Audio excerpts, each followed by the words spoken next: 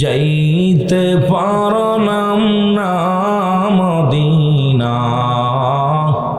দেখতে পারলাম না। বলো মদিনা, যাইতে পারলাম না মদিনা। মহব্বতে বলেন মদিনা, যাইতে পারলাম না মদিনা, দেখতে পারলাম না। আমি অসহায় তাই এত দূরে রই, আমি অসহায় তাই এত দূরে রই, শুধুই সালাম জানাই মদিনা, যাইতে পারলাম না মদিনা, দেখতে পারলাম না। বলো মদিনা, যাইতে পারলাম না মদিনা। মদিনার নাম কত মধু,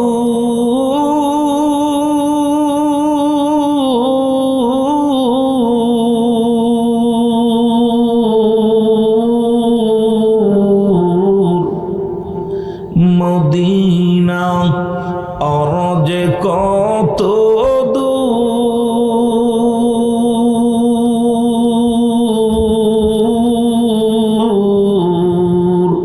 ওই মদিনার পথের ধুলি, ওই মদিনার পথের ধুলি মাখতে পারলাম না মদিনা, যাইতে পারলাম না মদিনা। আরো জোরে বলেন মদিনা, যাইতে পারলাম না মদিনা। আমি অসহায় তাই এত দূরে রই, ভালো অসহায় তাই এত দূরে রই, দূর থেকে সালাম জানাই মদিনা, যাইতে পারলাম না মদিনা। এই দুনিয়ার মুসলমান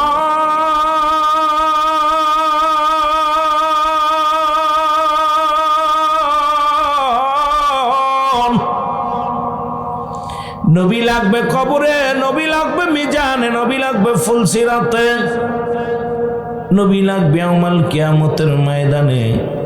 নবী বিনে কোনো বান্ধব নাই, নবী বিনে কোনো দরদি নাই।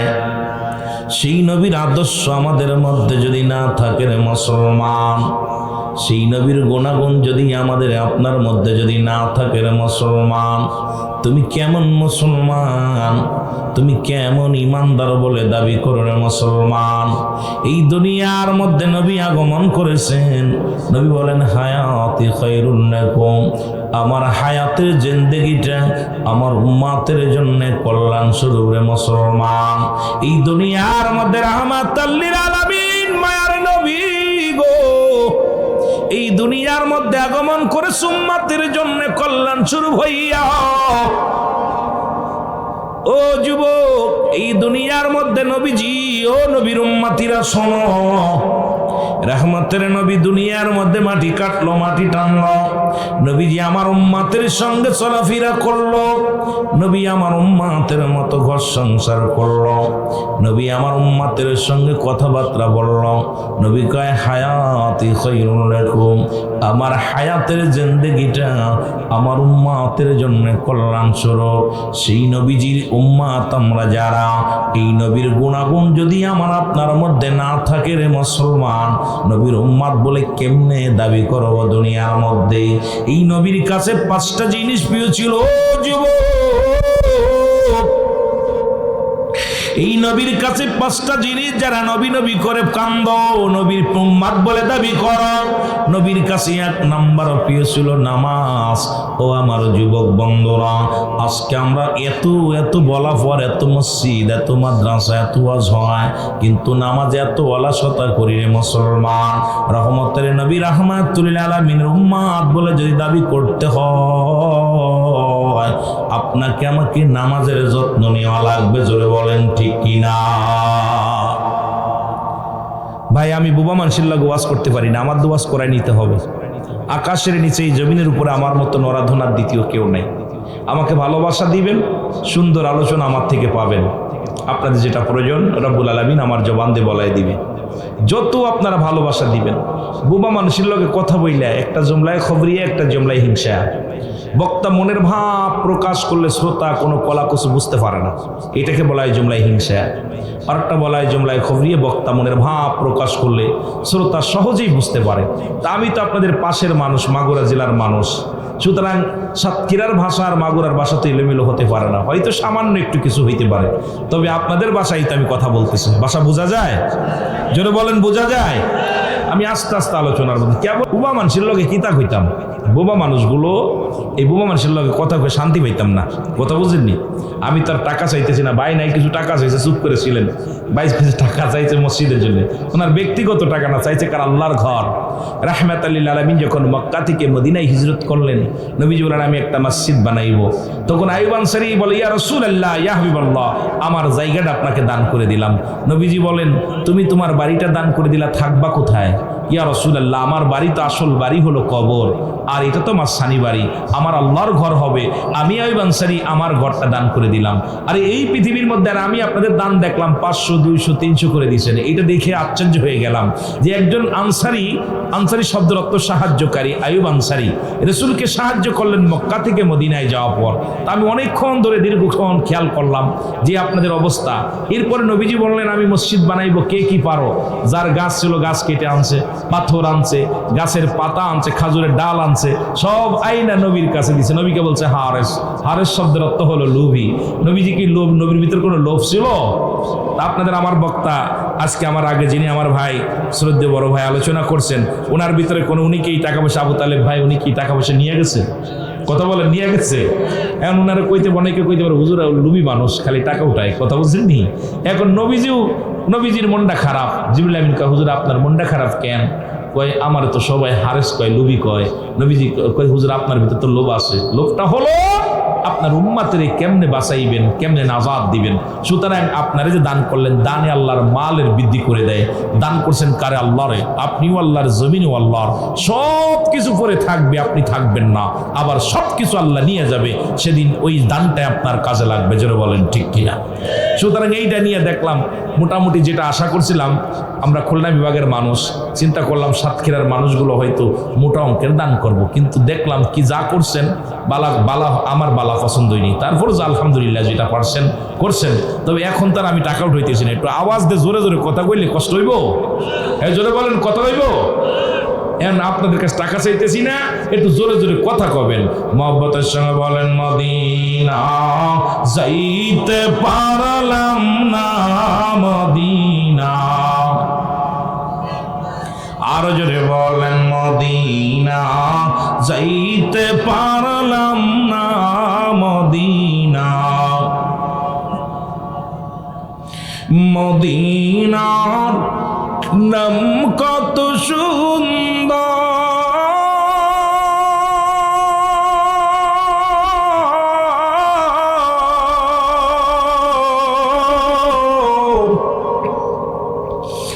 মদিনা কেড়েছে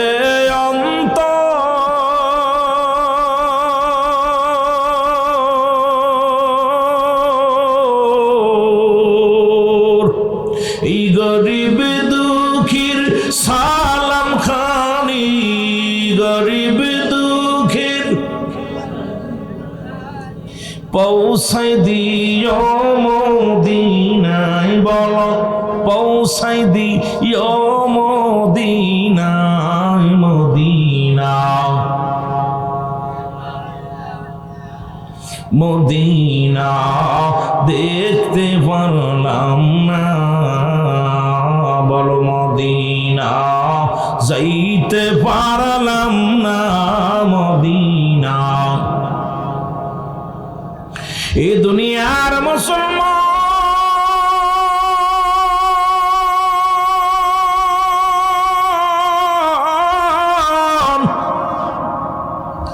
মানুষের মৃত্যু হয় দুইটা টাইমে গো, একটা হলো রাতের বেলা, একটা হলো দিনের বেলা। দুইটা টাইমে মানুষের মরণ হয়, একটা হলো রাতের বেলা, একটা হলো দিনের বেলা। এরে মুসলমান, নবীর কাছে এক নাম্বার পেয়েছিল নামাজ। আল্লাহ রাব্বুল আলামিন দিন শুরু করলো নামাজ দিয়া, নবীর কাছে পেয়েছিল নামাজ। আল্লাহ রাব্বুল আলামিন রাত শুরু করে দিল নামাজ। দিনের শুরু হলো মুসলমান ফজর, ফজরে 2 রাকাত ফরজ নামাজ তুমি আদায় করলা, সঙ্গে সঙ্গে তুমি হয়ে গেলে আমার নবীর প্রেমিক। এখন ফজরে নামাজের সঙ্গে যারা সম্পর্ক নাই, নবীর প্রেমিক বইলা দাবি করে কোনো লাভ নাই, লাভ নাই। ও যুবক, এইবার 2 রাকাত ফরজ নামাজ তুমি আদায় করলা, তুমি হয়ে গেলে আমার আল্লাহর গোলাম। ও মুসলমান, শুনে নাও, শুনে নাও, নামাজটা ছেড়ে দিলা। এখন দিনের মধ্যে যদি তোমার মরণ হয়, তোমার মরণটা হবে মুসলমান, তোমার মরণটা হবে আল্লাহর গোলাম, রাসূলের প্রেমিক। এখনো নামাজের সঙ্গে সম্পর্ক দরকার আছে কি না? যেহেতু নবীর কাছে এক নাম্বার পেয়েছিল নামাজ, জোরে জোরে চিল্লায় বলা যাবে না আমার আওয়াজ। এক নাম্বার পেয়েছিল কি? আরো জোরে। কার কাছে? কার কাছে? নবীজির কাছে। নবীজি আমাদের কি হয়? কথা বলে না রে, হ্যাঁ জোরে বলো। আমার আপনার নবী রাহমাতাল লিল আলামিন। যেহেতু নবীর কাছে পেয়েছিল নামাজ, এখন আপনার আমার কাছে প্রিয় হওয়ার দরকার নামাজ। ও যুবক, এক ওয়াক্ত নামাজ কাজা দিলে 80 খুতবা পরিমাণ জাহান্নাম। যার এক খুতবা পরিমাণ হলো 2 কোটি 80 মুসলমান, 2 কোটি 80 হলো 2 কোটি 88 লক্ষ বছর, 2 কোটি 88 লক্ষ বছর হলো এক ওয়াক্ত নামাজ কাজা দিলে তার শাস্তির বিধান। এখন আমার আপনার জীবন থেকে কত নামাজ ছুটে গেল। এত ওয়াজ শুনলাম, নামাজি হই না। মুসলমানদের মধ্যে নামাজের ওয়াজ করা লাগে, বড় কষ্ট লাগে রে মুসলমান। নামাজের কথা বলা লাগে মুসলমানদের ভিতরে। যেহেতু নবীর উম্মত বলে যদি দাবি করতে হয়, নামাজের যত্ন করার দরকার আছে কি না? আল্লাহর গোলাম হিসেবে যদি তোমার দাবি করতে হয়, অবশ্যই নামাজের প্রয়োজন আছে রে মুসলমান। শুনে নাও, এর রাতের শুরু হলো মাগরিব। ও যুবক, এর রাত্রে শুরু হলো মাগরিব। 3 রাকাত ফরজ নামাজ তুমি আদায় করলা, সঙ্গে সঙ্গে তুমি হয়ে গেল আমার আল্লাহর গোলাম। এখন মুসলমান নামাজ না পইরা গুইরা শয়তানের গোলাম হয়ে গুল্লা। আর মুখে মুখে কও মুসলমান। কাফের এবং মুসলমানদের মধ্যে পার্থক্য হলো নামাজ। মুসলমানের নামাজ ধরে, কাফের বেঈমানের নামাজ ছেড়ে দেয়। এখন নামাজের প্রতি যদি যত্ন না হই রে মুসলমান, শুনে নাও, এবার 2 রাকাত ফরজ সুন্নাত নামাজ আদায় করলাম, সঙ্গে সঙ্গে তুমি হয়ে গেল আমার নবীর প্রেমিক। ও মুসলমান, এখন রাতের মধ্যে যদি মরণ হয়, তোমার মরণটা হবে আমার আল্লাহর গোলাম, নবীর প্রেমিক। জোরে জোরে চিল্লায় বলা যাবে না মারহাবা। আহা, নেতার হুকুম মানার জন্য পাগল হয়ে যাচ্ছে। নেতার আমি হুকুম দিতেছি, আপনি মরার জন্য প্রস্তুতি আছে, কিন্তু আমার রব্বে করিম হুকুম দিছে, হুকুম অমান্য করে চলতেছি। এ যুবক শুনে নাও, রাসূলুল্লাহর কাছে 2 নাম্বার পেয়েছিল তার উম্মতগণ। খুব খেয়াল করবেন মুসলমান। আমি যেহেতু নবীর প্রেমের কথা বলছি, ছোট্ট একটা হাদিসের কথা বলছি। নবী বলেন, হায়াতি খায়রুল লাকুম, আবার নবী বলেন দুনিয়া থেকে চলে গেছেন। এটা নিয়ে যদি বিশ্লেষণ করি, মুসলমান শুনে নাও, অফাতি খায়রুল লাকুম ওমামায়াতি খায়রুল লাকুম। এই আলোচনাগুলো সারা রাত করলে শেষ করতে পারবো না, একটু টাচতে যায়, তারপরে মূল আলোচনায় ফিরে আসি। মুসলমান নবী কা উম্মতেরা রে, আমি নবী দুনিয়া থেকে বিদায় নিলাম আমার উম্মতের কল্যাণের জন্য। যেহেতু নবী শুয়ে আছে আপনার আমার কল্যাণের জন্য রে মুসলমান, সেই নবীর অনুসরণ করার দরকার আছে কিনা?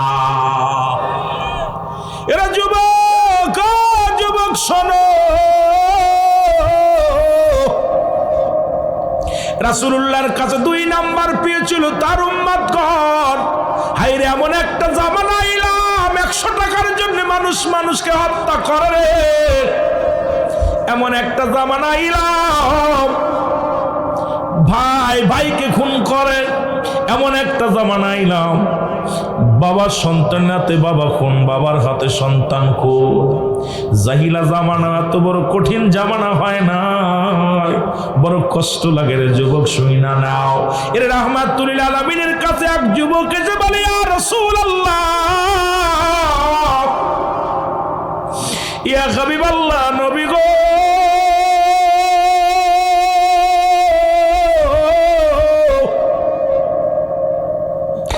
আমারে কি আমার আল্লাহ মাফ করে দিব? ও যুবক, একটু দিলের কান্ডা লাগা শুনবি। 5 শ্রেণী নারী বিবাহ করার নির্দেশ। আমি আস্তে আস্তে আলোচনার মধ্যে যাব। আমার যুবক ভাইয়েরা অনেক আছেন বাবারা, আলোচনার মধ্যে ডুব দিব, যুবকদের নিয়ে অনেক আলোচনা করব। আমার বাবারা শুনে নাও। এর রাসূলের কাছে এসে বলি, ইয়া রাসূলুল্লাহ, ইয়া হাবিবাল্লাহ, নবী গো, আমার জন্য আমার আল্লাহ কি আমারে মাফ কইরা দিব?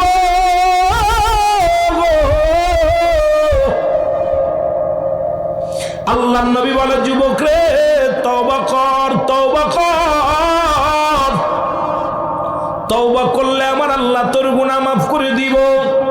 মারহাবা বলেন, আরো জোরে বলেন, আর একটু জোরে।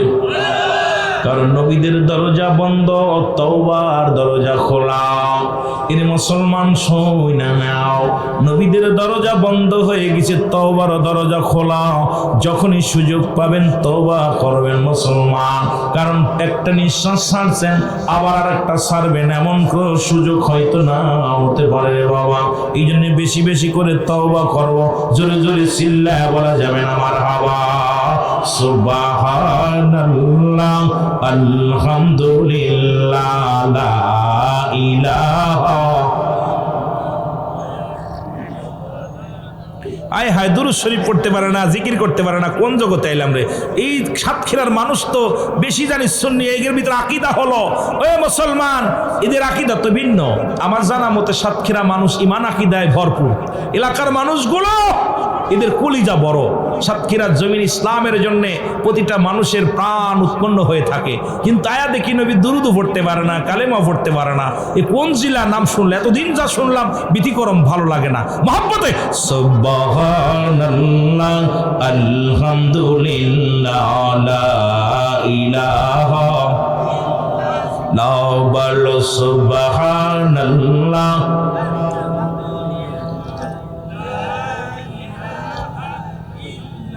নাই কোনো মাবুদ আল্লাহ ছাড়া, বলো নাই কোনো মাবুদ,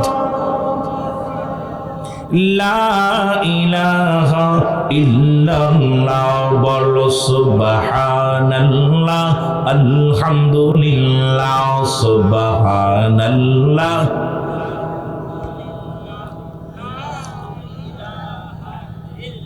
এ দুনিয়ার মুসলমান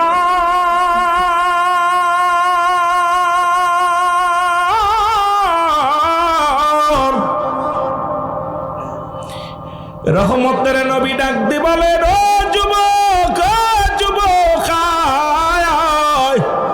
তওবা কর, তওবা করলে তোমার গুনাহ আল্লাহ মাফ করে দিবে। যুবক বলে, ইয়া রাসূলুল্লাহ, ইয়া হাবিবাল্লাহ, আমি এমন অন্যায় করেছি, এমন পাপ করেছি গো আল্লাহর নবী, আমার মন বলে এই গুনাহ আমি জীবনেও ক্ষমা পাবো না, এই গুনাহ আমার আল্লাহ আমারে মাফ করব না। আল্লাহ নবী ডাকতে বলে, যুবক রে তওবা কর, তওবা কর, তওবা করলে আমার আল্লাহ গুনাহ মাফ করে দিবে। আল্লাহ নবী ডাকতে বলে, যুবক রে কি এমন অপরাধ করছি বলো, তুমি কি এমন অপরাধ করছো? যুবক ডাকতে বলে, নবী গো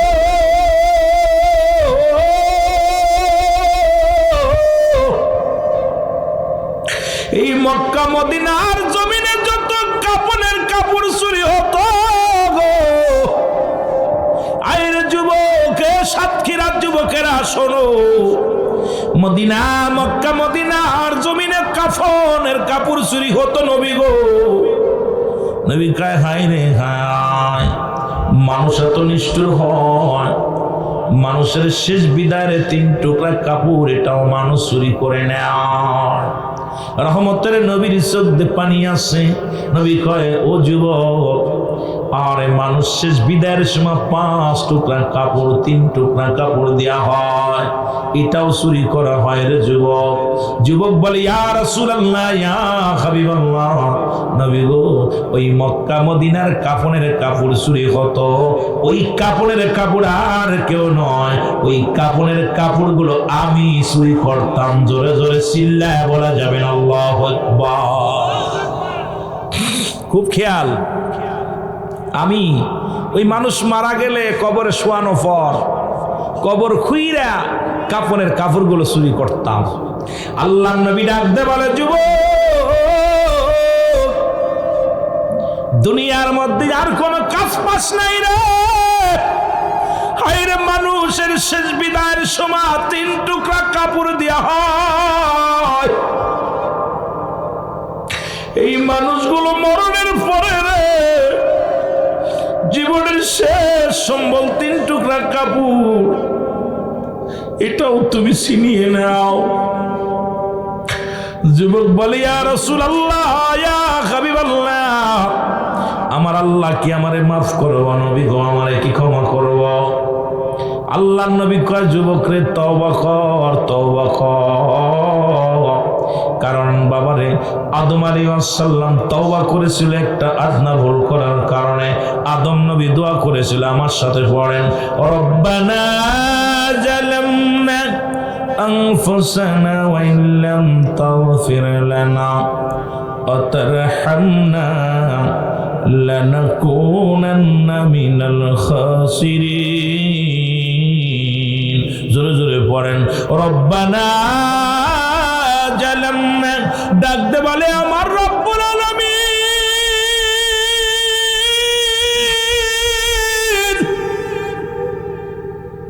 এরে আমি আদম জালিমদের অন্তর্ভুক্ত হয়ে গেছি রে,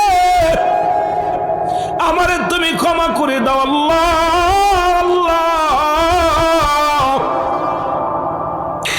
আদম নবী কান্দে, আপনারাও কান্দেন, রব্বানা জালামনা আনফুসানা ওয়া ইল্লাম তাগফির লানা ওয়া তারহামনা লানাকুনান্না মিনাল খাসিরিন।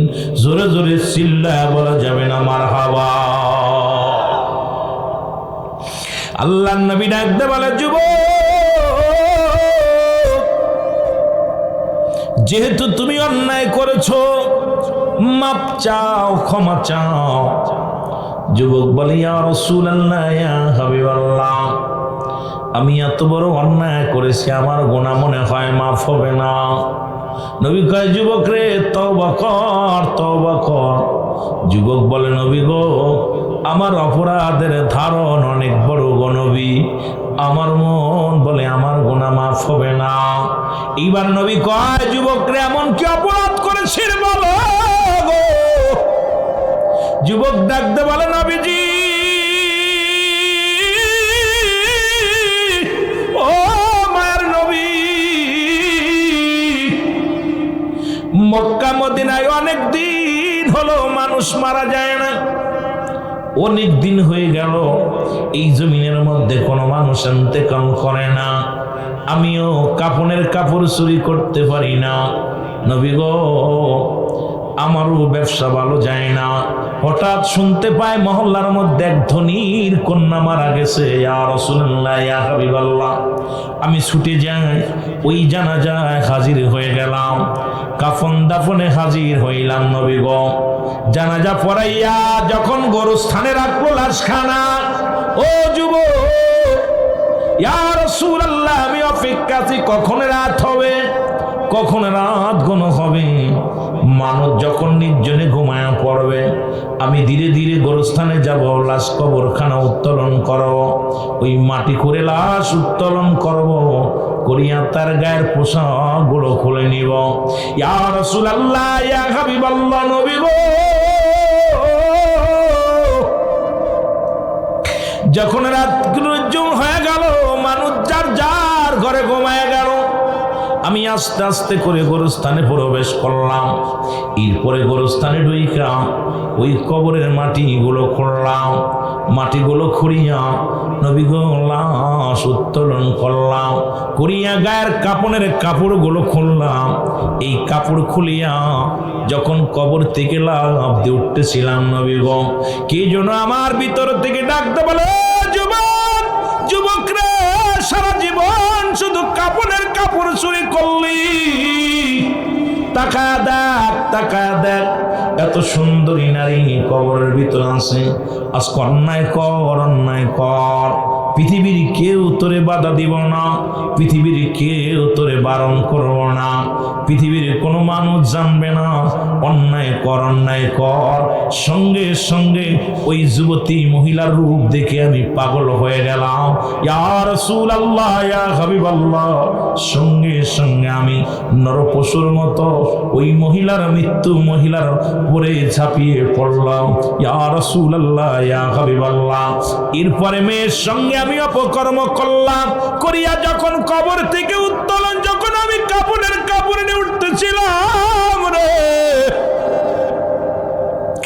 ইয়া রাসূলুল্লাহ, ইয়া হাবিবাল্লাহ, নবী গো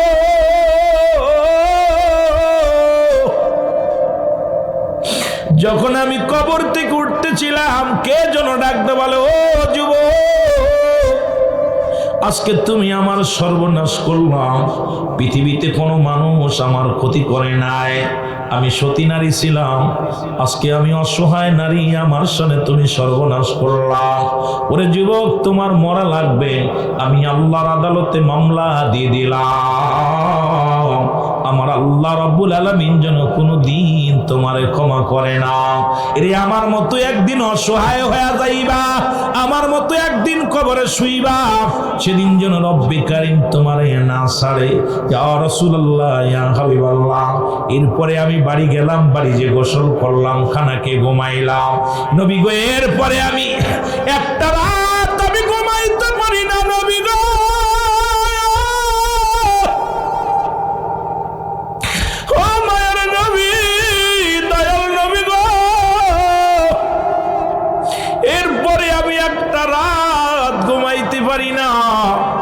যখনই চোখ দুটি বন্ধ করি, কে যেন ডাক দে বলে, যুবক রে, আমি আল্লাহর আদালতে মামলা দিলাম, আল্লাহ যেন তোমারে ক্ষমা করে না।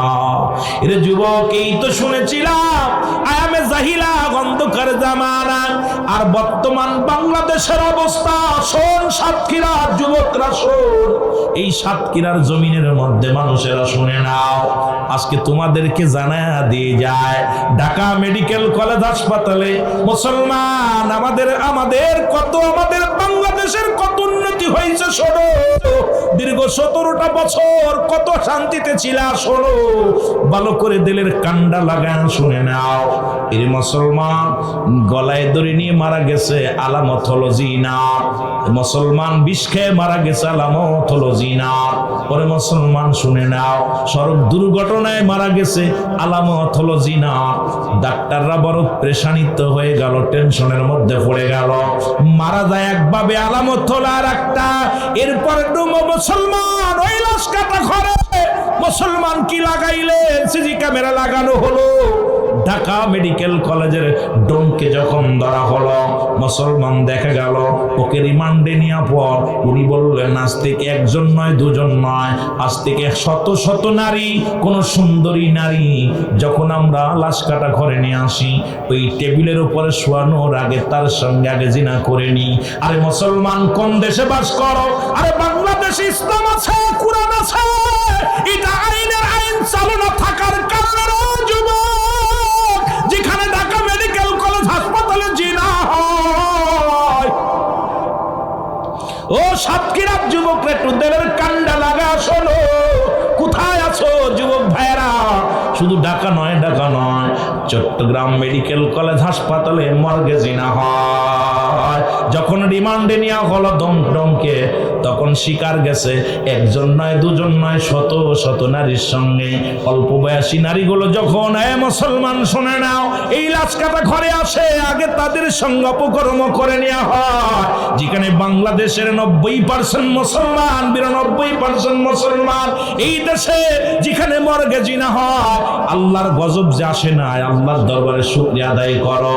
মহান আল্লাহ পাক তো আমাদের দুনিয়া থেকে শেষ করে দিতে পারত, দেয় নাই হয়তো কোনো মাহবুব বান্দার খাতিরে নাই। মুসলমান, যদি মিথ্যা বলি যাচাই করো, যারা নেট চালাও যাচাই করো, যদি মিথ্যা বলি এই মুসলমান সাতক্ষীরার জমিনে রেখে দিবা, মাগুরার জমিনে যাইতে চাই না। কোথায় রে যুবক? যেটা আমি যদি বাংলাদেশের অন্য রাষ্ট্র হতো মেনে নেওয়া যাইতো, বাংলাদেশ বাদে অন্য কোন রাষ্ট্র, মুসলিম রাষ্ট্রে যদি হতো মেনে নেওয়া যেত।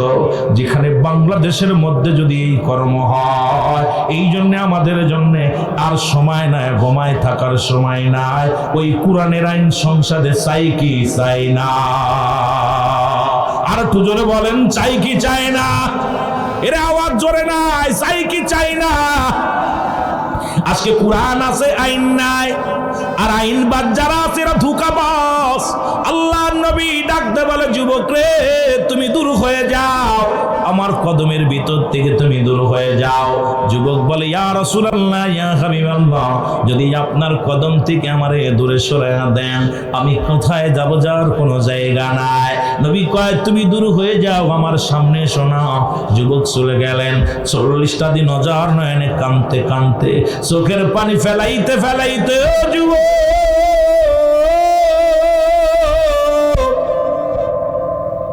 চোখের পানি ফেলাইতে ফেলাইতে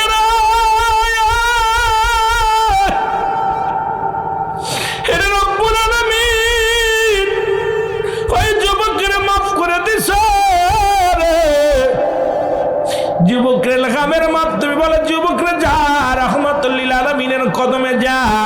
নবীর কদমে যুবক চলে আসলেন, তওবা করলেন, তওবা করে গুনাহ মাফ পাইলেন। রে যুবক, আমি আপনাদেরকে বলতে চাই, আরে বাজানরা আমার, আজকে ভারতের মধ্যে হলে মানা যায়, মুসলমান শুনে নাও, পৃথিবীর মধ্যে আমেরিকা হলে মেনে নেওয়া যায়, শ্রীলঙ্কা হলে মেনে নেওয়া যায়, কিন্তু পৃথিবীর মধ্যে এত সুন্দর একটা রাষ্ট্র, যেখানে মুসলিম কান্ট্রি সোনার বাংলা, এই সোনার বাংলায় সোনার মানুষের অভাবের কারণে, আজকে নাস্তিকদের হাতে ক্ষমতা যাওয়ার কারণে, নাস্তিকদের হাতে সব কিছু যাওয়ার কারণে, আজকে আমার দেশের মানুষ মরেও শান্তি নাই। জোরে বলেন ঠিক কিনা?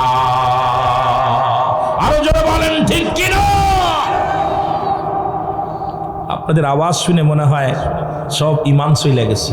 ইমান আকীদা, একটা মিথ্যা বললে আল্লাহ আমার জিহ্বা কেটে দিবে, বন্ধ করে দিবে, জবান বন্ধ করে দিবে।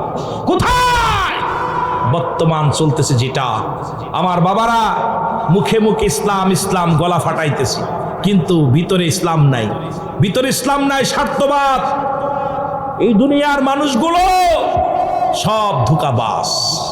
এ আমার ভাইরা, আমার বন্ধুরা, এই জন্য বলতেছিলাম, নবীজির কাছে 2 নাম্বার প্রিয় ছিল তার উম্মতগণ। মারহাবা বলেন না, মনে আছে? 2 নাম্বার প্রিয় ছিল তার উম্মতগণ, 3 নাম্বার প্রিয় ছিল তার বিবিগণ, 3 নাম্বার পেয়েছিল তার বিবেগণ। আমার বাবারা, এই জন্য নবীজি হুকুম দিছে 5টা গুণের নারী বিয়ে করতে রে যুবক। এই 5 গুণের নারী যদি বিয়ে করতে পারো, দুনিয়ার মধ্যে শান্তি পাবারে। আমার যুবক বাবারা শুনে নাও, আজকের মাহফিল কমিটির বাবারা শুনে নাও, এই 5 শ্রেণীর নারী নবীজি বলছো যুবক আজকে লেখা নাও, নোট করে নাও। এই 5 শ্রেণীর নারী পাইলে বিবাহ করবা, নাই তো বিয়ে করো না। এই 5 শ্রেণীর নারীর মধ্যে নাম্বার 1, 1 নাম্বার হলো সতীত্ব আমানতদারি নারী। জোরে বলো মারহাবা। আস্তে না জোরে কইবে। আলম ভাই মজা লাগে না? কথা না কইলে জনগণ কথা না কইলে মজা লাগবে? কি করবো? ওয়াজ শুনে, ওয়াজ শোনাবো বাস্তবতা নিয়ে, একদম বাস্তবতা নিয়ে কোরআন হাদিস থেকে কথা বলবো। যদি কথার আওয়াজ না হয় একটু জোরে বলেন আল্লাহু আকবার। এর ভিতরে কেউ চোর আছে? চোর থাকলে যদি পুলিশ আসতো ভয় ছিল। আরে কিসের পুলিশ? এখানে আমরা ডাকাত নাই, চোর নয়, সব ইমানদার মানুষ বসে আছি। কে কি আসলো যদি বলতো এখানে পুলিশ আসছে, তাহলে চোর থাকলে দৌড়েই পালাইতো। সুতরাং এখানে ভয়ের কোনো কারণ নাই। মহব্বতে বাজানরা ভিতরে আয়, তোদের ওয়াজ করবো, যুবকদের ওয়াজ করবো বাঁচার জন্যে। যুবক বয়স হবে জান্নাতি, 18 বছরের যুবক আর 16 বছরের যুবতী। তোদের কাছকে এমন একটা জায়গা কথা বলবো, শুধু লিখে রাখবি আর মুখস্থ করবি। ভিতরে আয়, ভিতরে আয় সব। একটু মহব্বতের সঙ্গে জিকির করেন সুবহানাল্লাহ।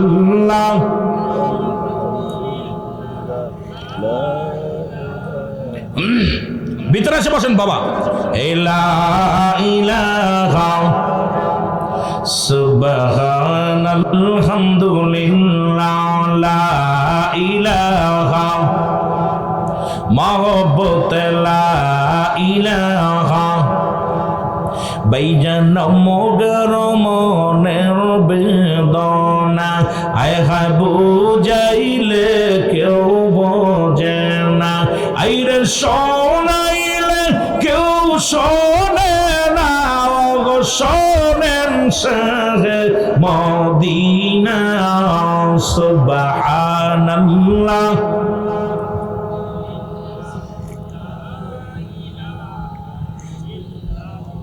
এ দুনিয়ার মুসলমান শোনো, 1 নাম্বার হলো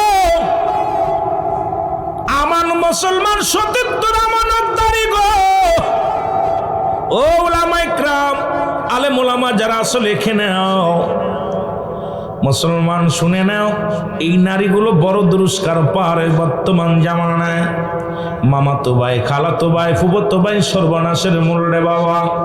যাদের সঙ্গে দেখা দিয়া হারাম, মুসলমান যাদের সঙ্গে আগেই বললাম, যাদের সঙ্গে বিয়ে করা জায়েজ, তাদের সঙ্গে বিয়ে করা মুসলমান দেখা দেয়া হারাম। ও মুসলমান শুনে নাও, যাদের সঙ্গে বিয়ে করা যায় হারাম, তাদের সঙ্গে দেখা দেয়া জায়েজ। আজকে সমাজ নষ্ট করলো খালাতো ভাই, মামাতো ভাই, ফুফাতো ভাই সর্বনাশের মূলে মুসলমান। 1 নাম্বার নারী ওরে পয়গম্বর সুলাইমান, উনি তামাম পৃথিবীর মধ্যে বিজ্ঞাপন দিয়ে দিলেন, আমি বিয়ে করব, বয়স হয়ে গেছে, তোমরা কেউ কি একটা নারী দিতে পারবা না? তামাম পৃথিবীর মধ্যে গুইরা 4টা গুণের নারী পেয়েছিল, 5টা গুণের নারী পায় নাই। এরে আমার আপনার নবী রাহমাতুল লিল আলামিনের মার ভিতরে ছিল 5টা গুণ।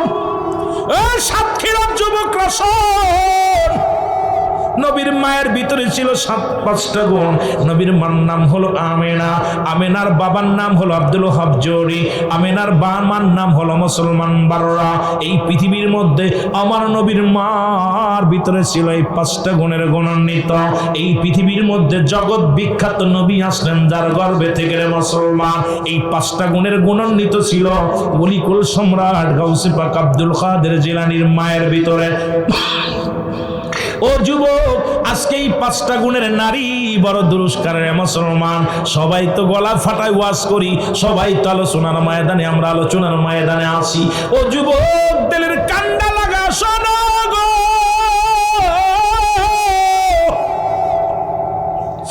1 নাম্বার হলো সতীত্ব আমানতদারি,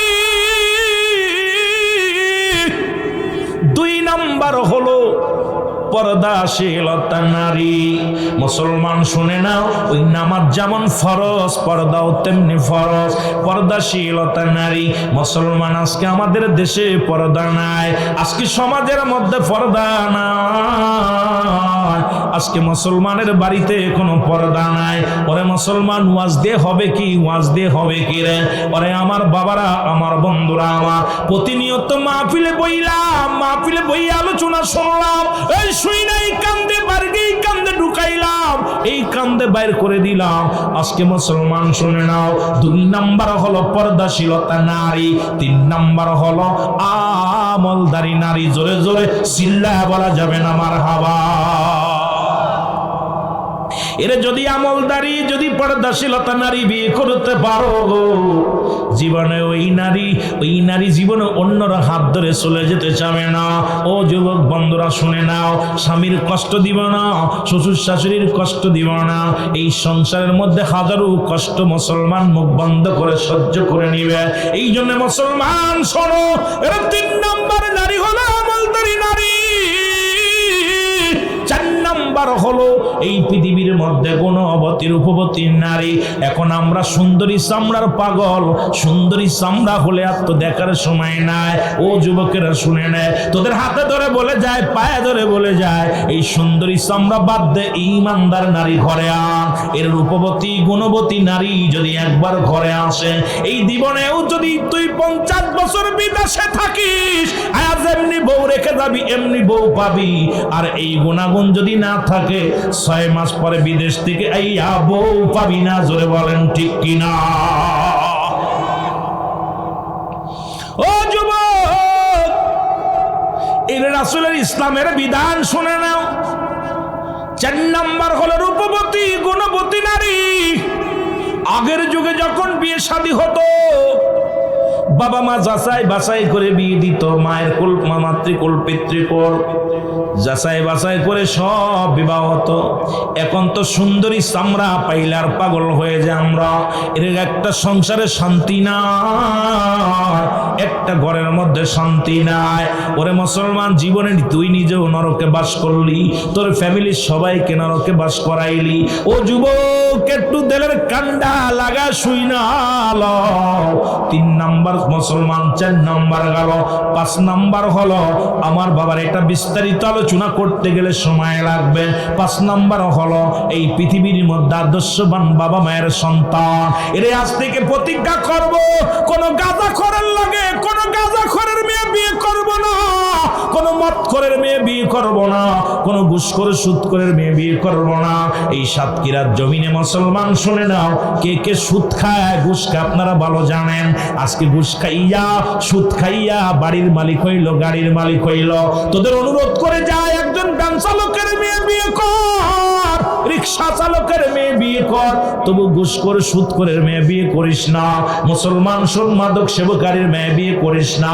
ও যুবক, তোদের পায়ে ধরে বলে যায়, এর মধ্যে অনেকেই শিবিরের ভাইয়েরা আছেন, অনেকেই জামাতপন্থী ভাইয়েরা আছেন, অনেক অন্যপন্থী ভাইয়েরা আছেন। আমি সবার কাছে করে জোরে দাবি করে যাব, যেহেতু মাহফিল তাম সমাজ, এখানে সব শ্রেণী মানুষই থাকবে, বসার অধিকার সবারই আছে। আমার বাবারা, আমার শুনে নাও, কাউকে আঘাত করতে চাই না, কষ্ট দিতে চাই না। আজ থেকে প্রতিজ্ঞা করো, এই সমাজ বাঁচানোর জন্য কোনো এমপি লাগবে না, কোনো মন্ত্রী লাগবে না, কোনো নেতা লাগবে না, কোনো নেত্রী লাগবে না। আমরা এই সমাজ পাল্টে দিতে পারি। ও যুবক, আজকে থেকে প্রতিজ্ঞা করো, কোনো ঘুষখোরের লাগে কোনো আত্মীয়তা নাই, সুদখোরের লাগে কোনো আত্মীয়তা নাই। ও মুসলমান, গাঁজাখোর, মদখোর, বাবাখোর, নারীখোর, এদের সঙ্গে কোনো আত্মীয়তা নাই। আজকে কেমন মুসলমান, শপথ করো, শপথ করার সঙ্গে সঙ্গে দেখবা সমাজ পরিবর্তন, জাতি পরিবর্তন হয়ে যাবে। জোরে জোরে চিল্লায়া বলা যাবে না ঠিক কিনা? আমার সমাজ বাঁচানোর জন্য মন্ত্রী মিনিস্টার লাগবে না। আজকে যে যুব সমাজ বসেছে, এরাই যথেষ্ট। আজ থেকে প্রতিজ্ঞা করবে যে আমরা একজন ইমানদারের মেয়ে বিয়ে করতে চাই, একজন হক পথে হালাল পন্থী উপার্জন করে, হালাল খাদ্য খায়, হালাল খোর বান্দা, হারাম খোর না। সরকার কত টাকা বেতন দেয়, তারপরও হারাম খোররা রাস্তায় দাঁড়ায় ঘুষ খায়, পথে দাঁড়ায় ঘুষ খায়। অফিসে বইয়া ঘুষ খায়, যেটা বলেন ঠিক কিনা? ছোট্টবেলা শুনতাম মানুষের মতো মানুষ হতে হবে, এখন বুঝতে পারি কেন বলতো। শিক্ষক বলতো মানুষের মতো মানুষ হইতে হবে, বাবাই বলতো মানুষের মতো মানুষ হতে হবে, চাচাই বলতো মানুষের মতো মানুষ হতে হবে। এখন বুঝতে পারি কেন বলতো, কারণ ও লেখাপড়া শিখে বড় ডিগ্রি আইনা অফিসে বয়া ঘুষ খায়, ও মানুষ না অমানুষ, জোরে বলেন ঠিক কিনা? এ কি অমানুষ না অমানুষ?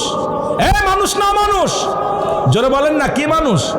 অমানুষ। ও মানুষ হতে পারে নাই, বিদেশ থেকে ডিগ্রি আইনা আজকে বিদেশ থেকে ডক্টর ইঞ্জিনিয়ার হইয়া দেশে আইয়া ডাক্তার, বড় ডাক্তার হইয়া যাদের হাতে টাকার জন্য মানুষ অপারেশন করে না, এরা মানুষ নাই, এরা অমানুষ। আজকে যে শিক্ষক আজকে প্রাইভেট পড়ানোর নিশায় ছাত্রদেরকে ফেল করায়, আজকে দেখলাম অনেক প্রতিষ্ঠান যারা শিক্ষকের হাতে ছাত্র জীবন নষ্ট হয়ে গেছে। এই সমস্ত শিক্ষক আর জানতাম হতে পারে, এরা মানুষ নয়, এরা অমানুষ। জোরে বলেন ঠিক কিনা? আর একটু জোরে বলেন ঠিক কিনা?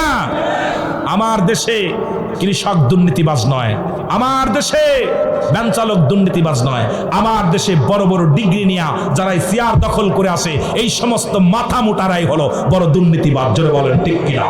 আরো জোরে বলেন ঠিক কিনা? আওয়াজে জোর হচ্ছে না, তার মানে আপনারা ওই দলের লোক নাকি আল্লাহ জানে। কথা বোঝেন নাই? আজকে দুর্নীতি কারো, আজকে সমাজ জাতিকে বাঁচানোর জন্য যুব সমাজকে আগায় আসতে হবে। এইভাবে ঘুমাইলে চলবে না, এইভাবে জেগে থাকতে হবে। শুধু তাফসির শুনলাম আর ওয়াজ শুনলাম আর গালিগালাজ, এর বিরুদ্ধে রুহুল আমিন সিদ্দিকের মুখে গালি আসবে না। সারাদিন ভরে ওয়াজ করলে একটা পরনিন্দা আসবে না মুখ দিয়া, একটা গালি আসবে না, কারণ এইটা স্বভাব আমার নাই। এই চরিত্র নিয়ে ওয়াজ করা শিখি নাই, কারণ আয়া অমুক কি করলো তমুক কি করলো দেখার সময় আমার নাই। কারণ অ্যারিস্টটল, সক্রেটিস বই লেখার বলছেন, ওদাইসাল, নিজেকে নিজে চিনতে হবে, মানারাফান নফস, নিজের নফসকে চিনতে হবে। আমি আমাকে চিনতে পারি নাই, অন্যকে চেনার সময় নাই। জোরে বলেন ঠিক কিনা? আর একটু জোরে বলেন ঠিক কিনা? সুতরাং আজকে এই সমাজ, যে সমস্ত ছেলে মেয়ে এত কষ্ট করে লালন পালন করার পর ছেলে মেয়ে যখন ইনকাম করা শিখলো, যার কাছে বাবার ভাত হয় না, মার ভাত হয় না, বাবা মায়ের জায়গা হয় না, সেই সন্তান আর জানতাম সে মানুষ হতে পারে না। জোরে বলেন ঠিক কিনা? এরা কি মানুষ না অমানুষ? আরো জোরে বলেন, মানুষ কি অমানুষ? এই অমানুষগুলো আমার দেশে ভরে গেছে। জোরে বলেন ঠিক কিনা? এর দুর্নীতির আকারায় বসে জাহির করে জ্ঞান, কলম দিয়া কামাই টাকা, কলম দিয়া কামাই টাকা, আবার দরের সাধুর ভানোরা, শিক্ষিত শয়তান ওরা, শিক্ষিত শয়তান। বলো শিক্ষিত। জবানটা খোলেন না, কষ্ট হচ্ছে, গুনাহ হবে। আমার সাথে জোরে বলেন, ওরে দুর্নীতির আকারায় বসে জাহির করে জ্ঞান। বলো দুর্নীতির আকারায় বসে, এরে কলম দিয়া কামাই টাকা, কলম দিয়া আবার ধরে সাধুর ভান। ওরা শিক্ষিত শয়তান, ওরা শিক্ষিত শয়তান। ওরাও হলো জাতির নাকি মহামারী মহাতন, ফাইলে কলম ঠেকাইয়া চালায় ওরা নির্যাতন। ঘুষের টাকায় ওদের ভুড়ি, ঘুষের টাকায় ওদের ভুড়ি, করে যে টান টান। ওরা শিক্ষিত শয়তান, ওরা শিক্ষিত শয়তান। ওরা মাইকেলা ভাই একটু সাউন্ড বাড়ান। ওরা শিক্ষিত শয়তান, ওরা শিক্ষিত শয়তান। ওরা শিক্ষিত। আবার স্কুল কলেজের দিকটা ভাই দেখো না চোখ মেলিয়া, মেয়েরা সব বই ছাড়িয়া আছে শুধু প্রেম লইয়া। ঠিক কিনা? ঠিক কিনা? স্কুল কলেজের দিকটা ভাই দেখো না চোখ মেলিয়া, ছেলেরা সব বই ছাড়িয়া আছে শুধু প্রেম লইয়া। আরে অস্ত্র যে তার সঙ্গের সাথী, অস্ত্র যে তার সঙ্গের সাথী, হইতেছে মস্তান। ওরা শিক্ষিত। 5 আগস্টের পর দেখলাম বড় দুর্নীতি, দেখলাম সবচেয়ে কুষ্টিয়া বিশ্ববিদ্যালয়, ঢাকা বিশ্ববিদ্যালয়, গাড়ি গাড়ি অস্ত্র। আয় হা, এত পরিমাণ অস্ত্র। আমরা স্কুল, আমরাও তো কলেজে পড়ছি, বিশ্ববিদ্যালয়ে পড়ছি, আমরা তো কিতাব টানতে টানতে, বই টানতে টানতে ঘাড়ে কড়া পড়ে গেছে, খাতা কলম টানছি। আজকে আমার ছোট ভাই আছে, উনিও কলেজের প্রফেসর, অ্যাকাউন্টের প্রফেসর, সাথে আইছে। আমরা তো জীবনে কিতাব বই টানতে টানতে জীবন গেছে, আর আমার সমাজ কোথায় চলে গেছে? এখন প্রতিটা ছাত্রের হাতে, যাদের হাতে থাকার কথা ছিল কলম আর খাতা, তাদের হাতে আসছে এখন অস্ত্র। জোরে বলেন ঠিক কিনা? আরো জোরে বলেন ঠিক কিনা? 5 আগস্টের পরে আমার মাহফিল ছিল কুষ্টিয়া। খোদার কসম, দেখি 2 ট্রাক অস্ত্র কুষ্টিয়া বিশ্ববিদ্যালয় থেকে বের করে, 2 ট্রাক এতবড় রাইফেল, রামদা, হকিস্টিক। আমি চিন্তা করলাম এইগুলো প্রশিক্ষণ হতো? আহা, কষ্ট পাইলাম। কোথায় জাতি? এই সমাজকে আজকে কি শিখাইব?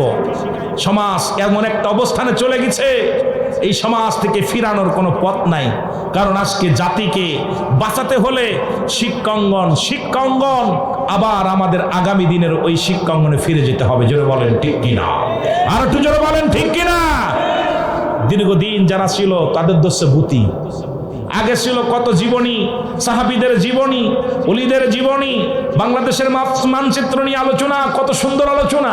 এখন কেমনে বানর থেকে মানুষ হয়, কেমনে সমগামী করা যায়, ছোট্ট ছোট্ট বইয়ের মধ্যে বালকদেরকে কেমনে জিনা করা যায়, এগুলো প্রশিক্ষণ দেওয়া হয়। এগুলো থেকে বাইর করতে হলে আমার সমাজকে আবার বার করে ওই জন্য বাঁচানোর জন্য আমাদের সোনার মানুষগুলো সংসদ পর্যন্ত নেওয়ার দরকার আছে কিনা? হ্যাঁ, জোরে বলেন আছে কিনা? আওয়াজ নাই।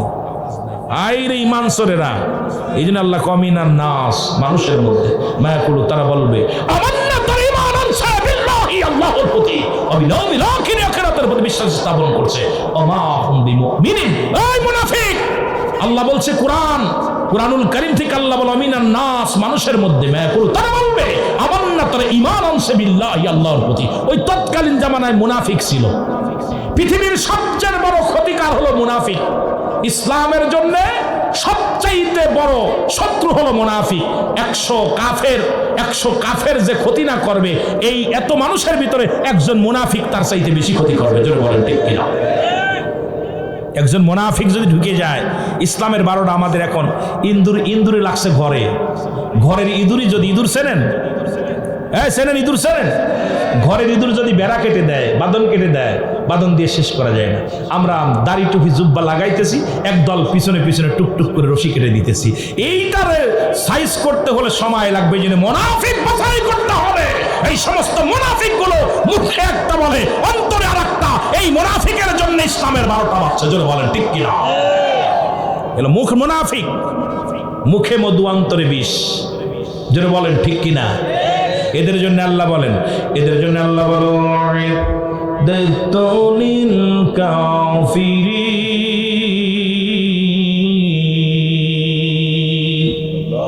এই কাফের বেঈমান মুনাফিকদের জন্য আমি আল্লাহ প্রস্তুতি করে রাখছি 7টা জাহান্নাম। আর এই জাহান্নামের সর্বনিম্ন স্তর হুব্বুল ফুজুল, নিম্ন কাতারে একটা জায়গা আছে, যে জায়গাটা হবে যাই মুনাফিকদের স্থান। সবচাইতে মুনাফিকদের স্থানটা হবে নিকৃষ্ট জায়গা। জাহান্নাম তো হবে, জাহান্নামী যারা যাবে, কিন্তু জাহান্নামীদের মধ্যে যারা মুনাফিকদের জাহান্নাম, ভালো করে খেয়াল করেন, মুনাফিকদের স্থানটা হবে হুব্বুল ফুজুল, নিম্ন কাতারে একটা জায়গা, যেখানে মহিলাদের হায়ানি পাশের পানি, পচা কুরক্ত, এরপরে আপনার বৃষ্টি নামলে যেমন ময়লা আবর্জনা ধুয়ে একটা গর্তে চলে যায়, ঠিক জাহান্নামের ভিতরটা এরকম ময়লা আবর্জনা যা আছে সব পচা গোলা ওই নিম্ন স্তরে চলে যায়। ওখানে হবে জাহান্নামীদের ঠিকানা, মুনাফিকদের ঠিকানা। কাদের ঠিকানা? আরো জোরে বলেন, কাদের ঠিকানা? মুনাফিকদের ঠিকানা। এই যে আমার বাবারা, সামনে আমার ভাই কিছু কথা বলছে যে সামনে নির্বাচন, কত মুনাফিক মুখে মুখে এক শেখ ফরিদ বগলে এক ইট। আমরা মুখে মুখে বলতেছি আসি রে ভাই আসি, দেখা যায় শেষ পর্যন্ত নাই। আমার বাবারা আমার, এই জন্য আমি আপনাদেরকে নিয়ে আলোচনা, যে আলোচনাটার ভিতরে ঢুকছি, আমরা আলোচনার ভিতরে গেলে আমরা আরো মজা পাবো। মহব্বতের সঙ্গে দুরূদ শরীফ পড়েন, আল্লাহুম্মা।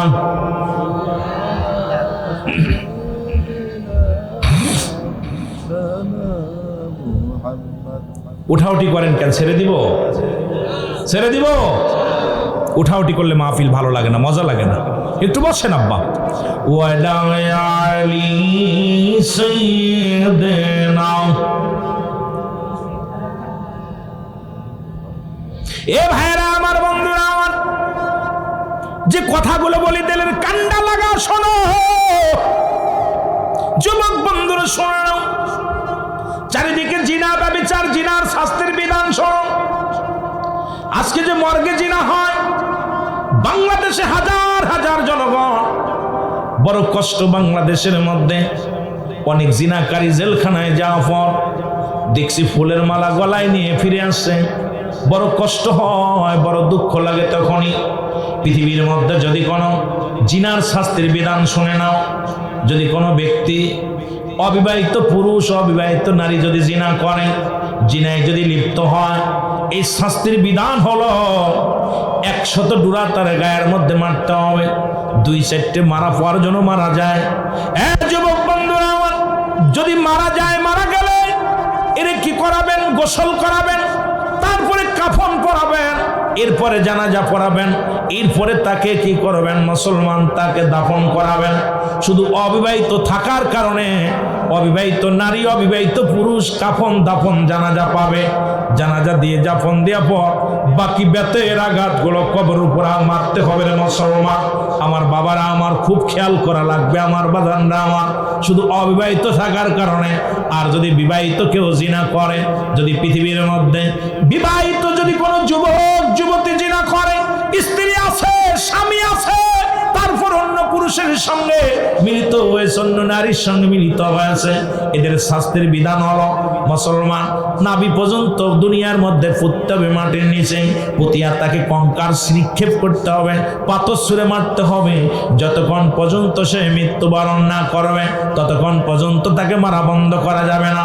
যখন নিশ্চিত হয়ে যাবে উনি মারা গেছে, তখন ওনাকে মাটি করে উঠাইতে হবে। উঠাইয়া এইবার দিবালয়ে কুকুর শিল দিয়ে লাশটা খাওয়া দিতে হবে। পৃথিবীর মধ্যে কোনো বিবাহিত নারী, বিবাহিত পুরুষ জানাজা পাবে না, কাফন পাবে না, দাফন পাবে না।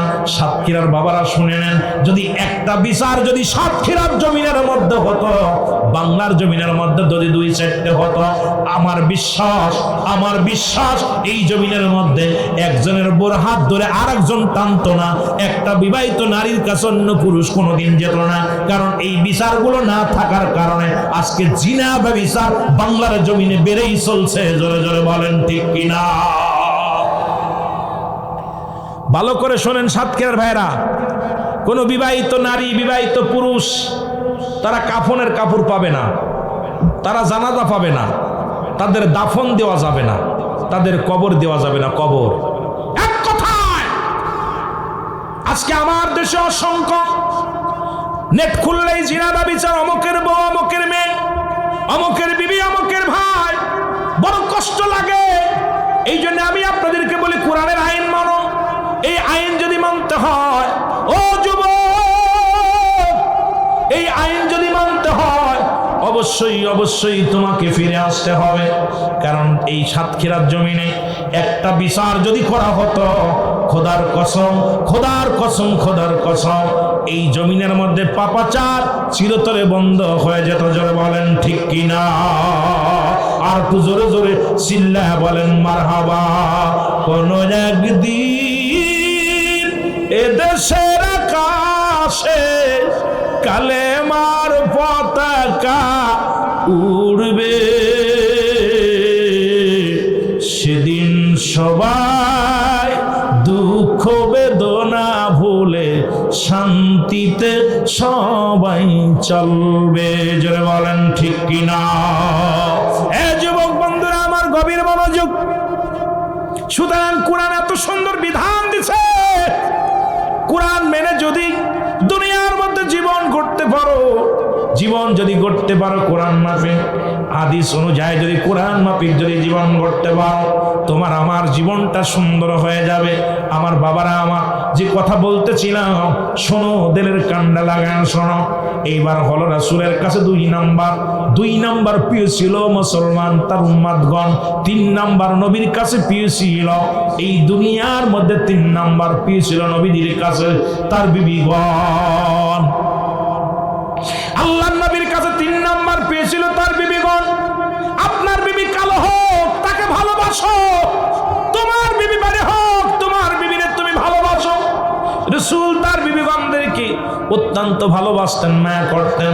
আজকে আমাদের দেশে দেখা যায় নবীজির প্রেমিক বলে দাবি করি, আল্লাহর গোলাম বলে দাবি করি, খালি পরের দিক নজর যায়, পরের শালীর দিক নজর যায়, পরের ঘরের দিক নজর যায়। নবীর উম্মাত বলে যদি দাবি করতে হয়, নিজের ঘরের দিকে নজর রাখতে হবে, বাইরে নজর দেওয়া যাবে না। জোরে বলেন ঠিক কিনা? রাসূলের কাছে আমার বাবারা আমার 3 নাম্বার পেয়েছিল তার বিবিগণ। আমি আপনাদেরকে করজোরে দাবি করে যাব, আজ থেকে প্রতিজ্ঞা করবেন, যতই সুন্দরী নারী হোক আমরা ওদিকে তাকাবো না, আমার বাবারা আমার ওদিকে আমাদের খেয়াল করবো না। এই জন্য আমার মারা এই জন্য 5টা গুণের নারী বিবাহ করতে বললাম। ওই সতী নারী, আদর্শবান মুসলমান গুণবতী রূপবতী নারী যদি বিয়ে করতে পারেন, জীবন ওই নারী জীবন দিয়া দিবে, তার সতীত্ব দিবে না। দেখবেন বাবারা আমার কত নারী আছে স্বামীর আদর্শ থেকে হাজার হাজার দিন বঞ্চিত হয়ে আছে, তারপরও জীবনে মুখ খুলবে না, জীবনে কারোর কাছে দুঃখ প্রকাশ করবে না। কারণ স্বামীর মাথা যেন উঁচু থাকে, স্বামীর মর্যাদা যেন বেড়ে যায়, শ্বশুর বাড়ির মর্যাদা যেন বেড়ে যায়, এই চিন্তাধারা প্রতিটা মানুষের ভিতরে এই নারীগুলোর মধ্যে আছে। জোরে বলেন ঠিক কিনা?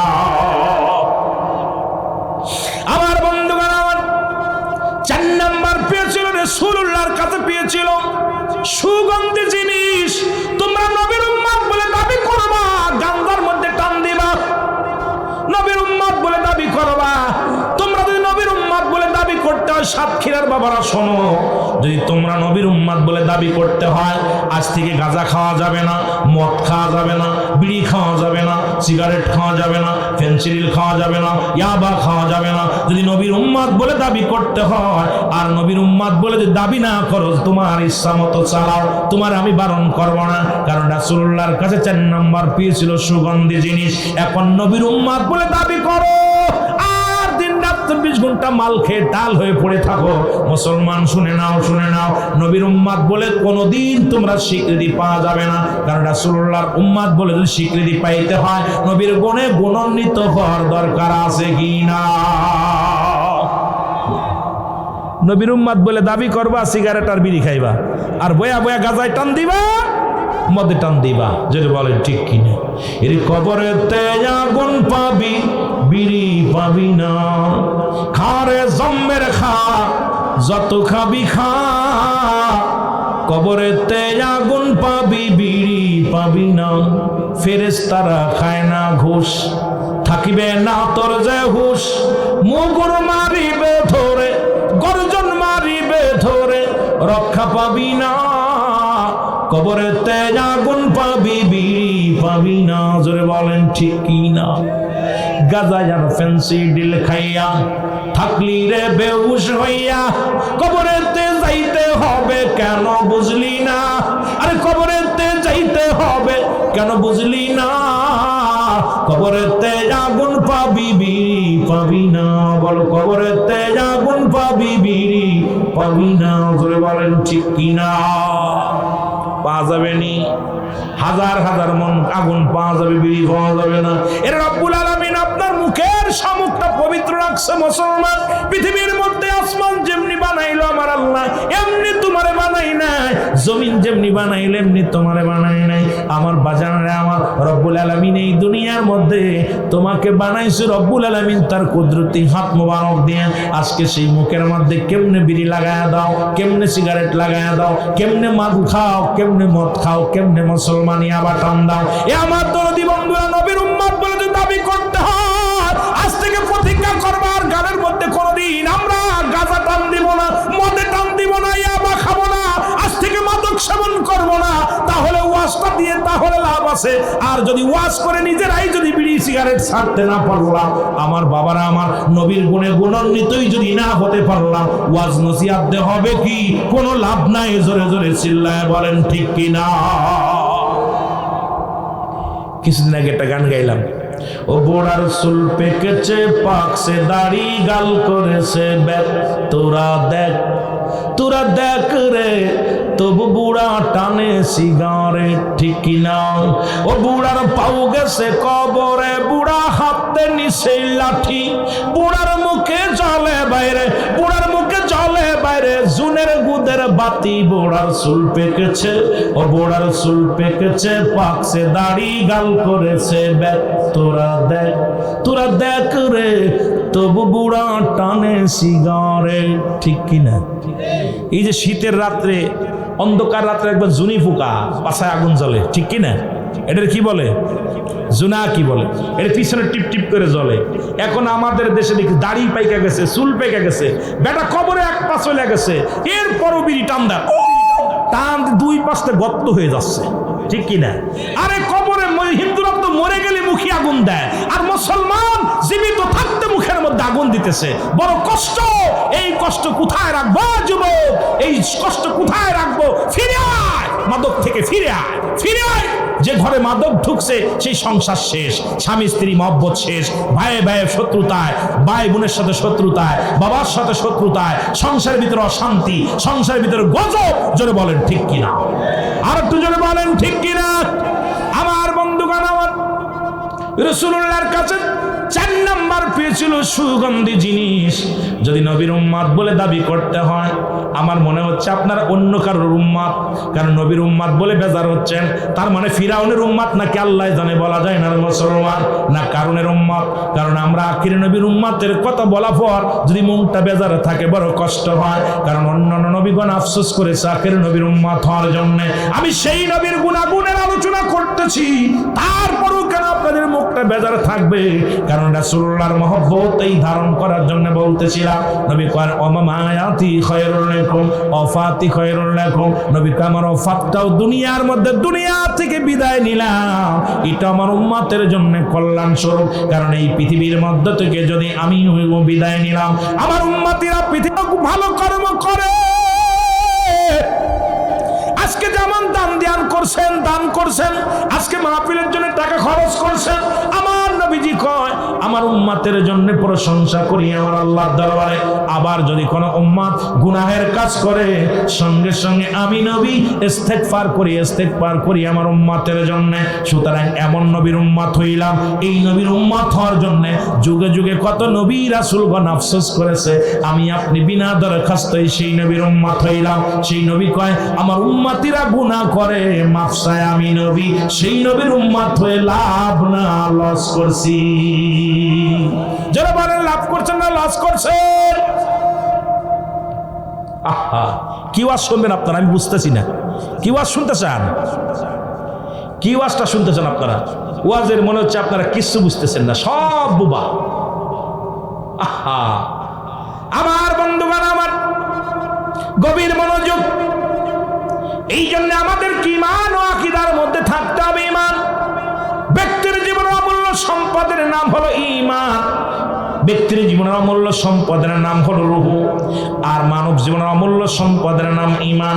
ঈমানবিহীন যেমন আমলের কোনো মূল্য নাই, রূহবিহীন যেমন বডির কোনো মূল্য নাই। এই বডিটার মূল্য বাড়বে যখন আপনার দেহের মধ্যে রূহটা থাকবে, তখন আপনার এই বডিটার দাম আছে। আর যতক্ষণ পর্যন্ত আপনার দেহের মধ্যে রূহ নাই, বডির কোনো মূল্য নাই, বডির কোনো মূল্য নাই, তদ্রূপ এই পৃথিবীর মধ্যে যত আমল করেন না কেন, এই আমলটার মূল্য বাড়বে যখন আপনার ভিতরে ঈমানটা মজবুত থাকবে। জোরে বলেন ঠিক কি না? মহব্বতের সঙ্গে দুরূদ শরীফ পড়েন আল্লাহুম্মা।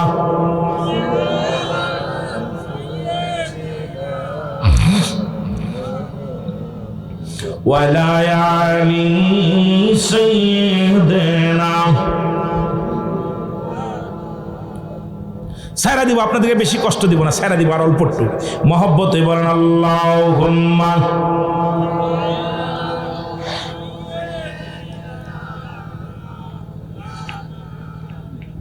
ওয়ালা আলি সাইয়্যিদিনা। ওরে কেমন করে ঘুমাও মানুষ, তুমি কেমন করে ঘুমাও মানুষ, ফজর করে কাজা। এমন তো হতে পারে জোহরে জানা যাও তোমার, এমন তো হতে পারে জোহরে জানা যা। জোরে বলেন ঠিক কিনা? এ আমার ভাইরা, আমার গভীর মনোযোগ। সুতরাং আপনাদেরকে নিয়ে কি আলোচনা করবো বাবারা আমার? এই জীবন নয়, এমন একটা জীবন আসবে যে দেশে গেলে মানুষের বিচার হয়, যে দেশে গেলে মানুষের হিসাব হয়, যে দেশে গেলে মুসলমান আর ফিরে আসার সম্ভাবনা। আমার বাবারা আমার, সেই দেশের যাত্রী আমরা। কথাগুলো একটু খেয়াল করবেন। নবীর একজন যুবক সাহাবীরা শুনলাম, কথাটা ভালো করে শোনে। নবীর প্রতি প্রেম, ইসলামের প্রতি প্রেম কেমন ছিল, ভালোবাসা ছিল, রাসূলের প্রতি কেমন ভালোবাসা ছিল, এই ভালোবাসার কথাগুলো একটু ধৈর্য ধরে খেয়াল করে শুনবেন। আমার নবীর প্রেমিকেরা, আমার নবীর বাবারা, আমার নবীর আশিকেরা শুনে নাও। রাহমাতুল আলামিন, রাহমাতুল আলামিন উনি কি করলেন? আমার নবীর পিছে সাহাবীরা নামাজ আদায় করতেন, আর এই যুবক সাহাবীরাও নামাজ পড়তেন। নবীর পিছে সালাতে আসতেন যুবকরাও সালাতে আসতো। নবীজি বললেন, একদিন হঠাৎ করে বললেন, বেগানা নারীর চেহারা দেখা হারাম, বেগানা পুরুষের চেহারা দেখা হারাম। নবীজি যখন বললেন, বলার পর আমার বাবারা আমার, ওই সাহাবী যখন রাসূলের পিছে নামাজ আদায় করে যখন রাস্তা দিয়ে যাইতেছিলেন, হঠাৎ ওই মুসলমান জোরে একটা বাতাস আসিয়া বাড়ি থেকে পর্দা সরে যায়। আর ওই বাড়ির মধ্যে একটা মেয়ে ছেলে গোসল করতেছিল। এই গোসল করা অবস্থায় আল্লাহর নবীর একজন সাহাবী গোসল করা অবস্থায় দেখে ফেললেন। আমার বাবারা খুব খেয়াল করবেন, ইসলামের বিধানটা শুনে নেন, ইসলাম মানেন এবং মুসলমান কালেমা, নামাজ, রোজা, হজ, যাকাত, শরিয়ত, তরিকত, হাকিকত, মারিফাত, মুসলমান, আগুন, পানি, মাটি, বাতাস, আজকে আদব, বুদ্ধি, মহব্বত, সাহস। একটু খেয়াল করবেন বাবারা আমার, নবীর সাহাবী মনের অজান্তে পর্দা সরে গেছে, আর নবীজির সাহাবী ওই মহিলাটাকে দেখে ফেলেছে। জোরে বলেন আল্লাহু আকবার। আল্লাহর নবীর সাহাবী যখন দেখে ফেলছে, গোসল করা অবস্থায় দেখে ফেলেছে, সঙ্গে সঙ্গে কানের মধ্যে হাত দিয়া জমিনের মধ্যে বয়ে পড়েছে, আমার আল্লাহ, আল্লাহ গো আমি কি গুনাহ করলাম? এই পাপের কথা যদি নবীজি জেনে যায়, এই পাপের কথা যদি আমার আল্লাহ পাক জিবরিল আমিন দিয়ে আমার নবীরে জানায়া দেয়, তাহলে ইসলামের কলঙ্ক হবে। ইসলামটাকে কত ভালোবাসতো আমার যুবক বাবারা, শুনে নেন। ইসলামটাকে কত মায়া করতেন, নবীরে কত মায়া করতেন, নবীর প্রতি কত ভালোবাসা ছিল, কোরআনের প্রতি কত ভালোবাসা ছিল। তখন সঙ্গে সঙ্গে ডাকতে বলে, আল্লাহ এই পাপের কথাগুলো যদি দুনিয়ার মানুষ যদি জেনে যায়, তাহলে আমার ইসলামের কলঙ্ক হবে, মুসলমানদের কলঙ্ক হবে। এই লোকটা চোখের পানি ছেড়ে ছেড়ে কাঁদতে লাগলেন, আর চিন্তা করে না না না, আর নবীর কদমে আমি যাব না, নবীজির কদমের মধ্যে আমি যাব না।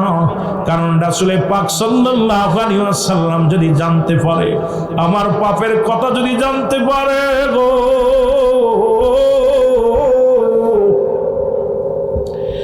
আরে আমার নবীজি যদি পাপের কথা জানতে পারে, তাহলে এই দুনিয়ার মধ্যে আমি কেমনে মুখ দেখাবো রে মুসলমান? আমি কেমনে আমার নবীর সামনে যে কথা বলবো, কেমনে মানুষের সামনে আমি কথা বলবো? যুবক কাঁদতে কাঁদতে রওনা হয়ে গেলেন। একদিন নয়, দুদিন নয়, অনেকটা দিন অতিবাহিত হয়ে গেল। আল্লাহর নবীর কাছে জিবরিল আমিন এসে বলে, ইয়া রাসূলুল্লাহ, ইয়া হাবিবাল্লাহ, আসসালামু আলাইকুম ইয়া রাসূলুল্লাহ, ইয়া হাবিবাল্লাহ, নবী গো, আপনি যে 5 ওয়াক্ত সালাত আদায়, নামাজ আদায় করেন, সাহাবীদেরকে নিয়ে আপনি নামাজ আদায় করেন, অথচ আপনার একজন যুবক সাহাবী আজ কিছুদিন হয়ে গেল আপনার পিছে এসে নামাজ আদায় করে না। নবী গো, তাকে তো আমরা দেখতে পাই না। নবী গো, একটু খবর লন, যুবক সাহাবীর খবরটা লন। আমার যুবক বাবারা যারা একটু খেয়াল করেন, সামান্য একটু আলোচনা করবার, আর 10-12 মিনিট কথা বলবো, 2-4 মিনিট হবে না ভাই। বলতে কথা বোঝেন? এটা কি কথা বললে হইব? বিলাল বললে হইব? আমার বন্ধুগণ, আমার গভীর মনোযোগ। রাহমাতুল আলামিন সাহাবীদেরকে বললেন, আমার সাহাবীরা, আমার অমুক সাহাবী নাম হলো হযরত সালাবা রাদিয়াল্লাহু তাআলা, মারাবা বলেন না, সাহাবীর নাম কি? হযরত সালাবা। খুব খেয়াল, যেহেতু যুব সমাজ এখানে যা 2-4টে বসে আছেন, খেয়াল করবেন। নবীজি বললেন, তোমরা কি আমার সালাবার খবর জানো? সাহাবীরা বলে হুজুর সালাবার তো আজ অনেকদিন হয়ে গেল, দেখা হয় না, আজ কটা দিন হয়ে গেল, তার কোনো খবরও পাই না। নবীজি বললেন তোমরা খবর নেও, কোথায় গেছে না জানি, মক্কা মদিনার মানুষেরা মেরে ফেলছে, না জানি মদিনার মানুষেরা সালাবাকে বিদায় করে দিছে, আমার সালাবার খবর নাও, আমার সালাবার খবর নাও। রহমতের নবী রাহমাতুল লিল আলামিন উনি কি করলেন, সাহাবীদেরকে বললেন তোমরা তাড়াতাড়ি খবর নাও, কারণ চারিদিকে ইসলামের শত্রু, চারিদিকে ইসলামের শত্রু মুসলমানদের পাইলেই হত্যা করে, মুসলমানদের গুম করে দেয়, মুসলমানদের খুন করে দেয়, মুসলমানদের বাড়ি ঘর জ্বালিয়ে পুড়িয়ে দেয়। সুতরাং তোমরা খবর নাও, খবর নাও, আমার সালাবার কি অবস্থা একটু খবর নাও। সাহাবীরা খবর নিলেন, বাড়িতে আসেন, আসসালামু আলাইকুম। ওয়ালাইকুম আসসালাম। সালাবার বাবারে জিগায় সাজান আপনার ছেলে কোথায়? বলে আমি জানি না, আমি জানি না, বলতে পারি না। বলে আপনি বলতে পারেন না, কোথায় কোনো জায়গায় গেছেনি আপনি জানেননি? কয় না। আল্লাহ নবীর কাছে খবর গেল, নবীজি বলেন সালাবার খবর পাইছনি? বলে ইয়া রাসূলুল্লাহ, ইয়া হাবিবাল্লাহ, নবী গো,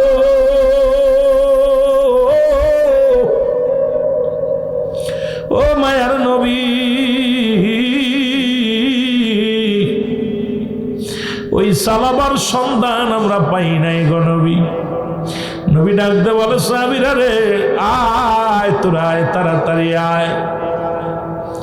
নবীজি টিম করে দিলেন, দুইটা টিম করে দিলেন। একটা টিমের মধ্যে মুসলমান, শুনে নাও, একটা টিমের মধ্যে নবীজি হযরত আবু বকর সিদ্দিক রাদিয়াল্লাহু তাআলা কে বললেন, আবু বকর রে,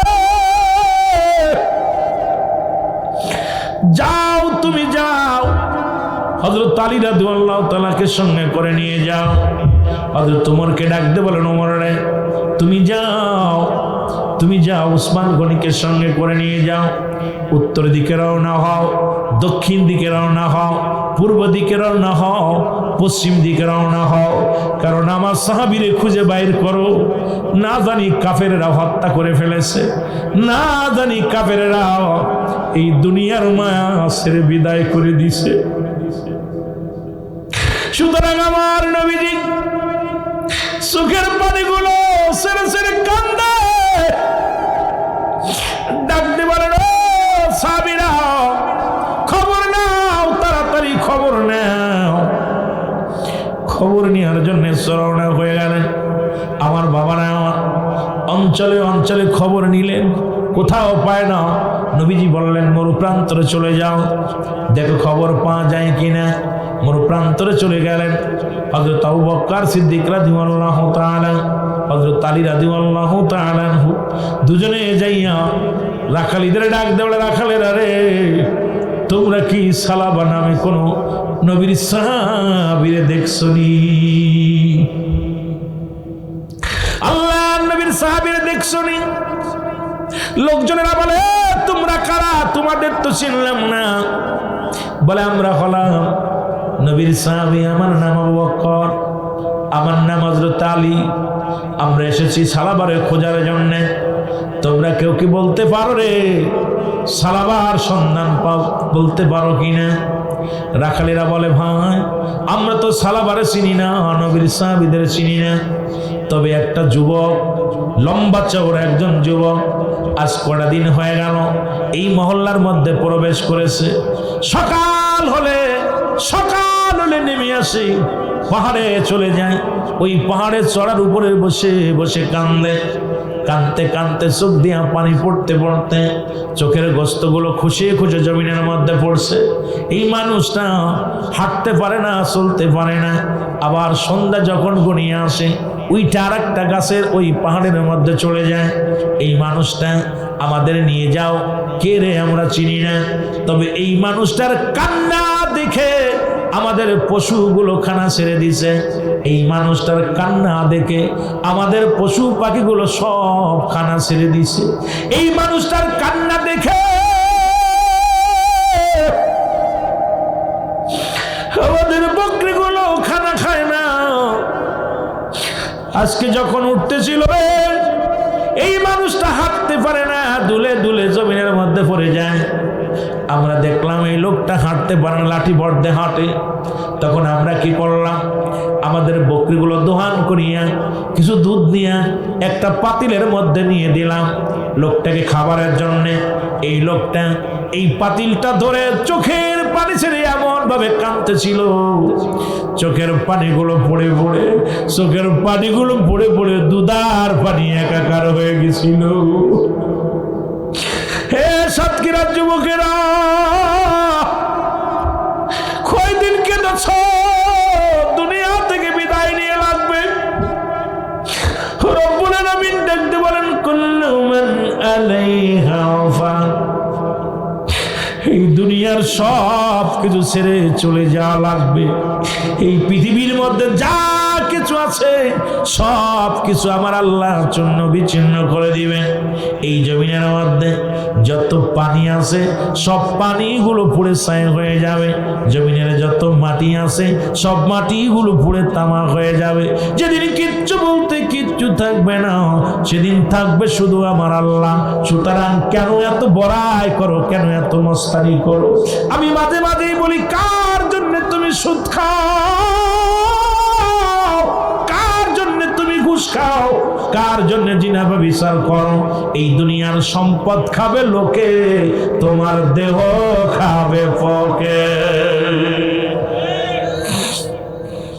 কত এমপি মন্ত্রী হইয়া কোটি কোটি টাকা কামাইলাম, কোথায় আজকে মাটির একটা বিছনা, যেখানে বালিশ নাই, যেখানে তোমার কম্বল নাই, যেখানে তোমার খেতা নাই, আলো নাই, বাতি নাই। এই ঘরটা হলো আমার আপনার একমাত্র ঠিকানা। সুতরাং এই 3.5 হাত মাটি, এটাই আপনার আমার জন্য যদি ভালো না হয়, ওই কবর কিন্তু জায়গা ভালো না। ওই কবরটা এমন নামক কবর নামক এমন জায়গা, যে জায়গা গেলে আপনারা কোনো নেতা চিনবে না, কোনো নেত্রী চিনবে না। ওই কবর চিনবে শুধু আমার বাবারা, আমার নবীর সাহাবীরা। এই জন্য সদা সর্বদা চোখের পানিগুলো ফেলায় কাঁদতেন আমার নবীর সাহাবীরা। আমি যে কথাগুলো বলি লক্ষ্য করো, আমার বাবারা, আমার আল্লাহ নবীর সাহাবীরা ডাক দিয়ে বলে, রাখালেরা রে, কোথায় আমাদের সালাবা? এটাই সালাবা।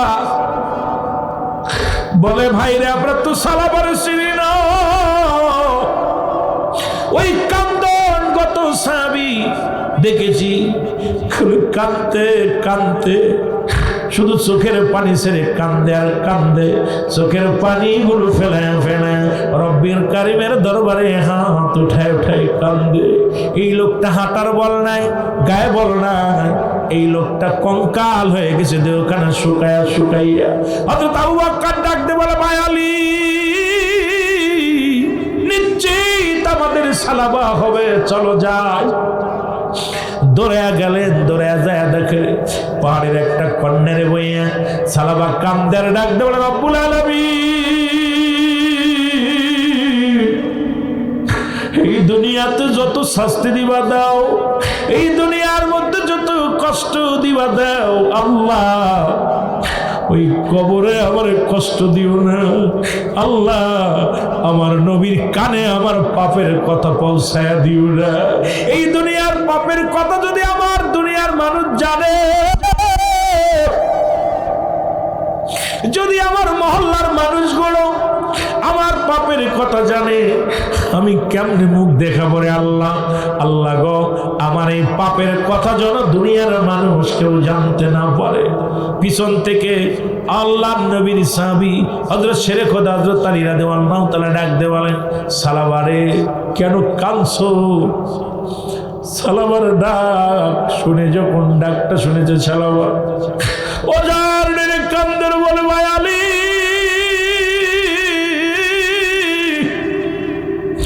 ও ভাই আলী, তুমি আসছো?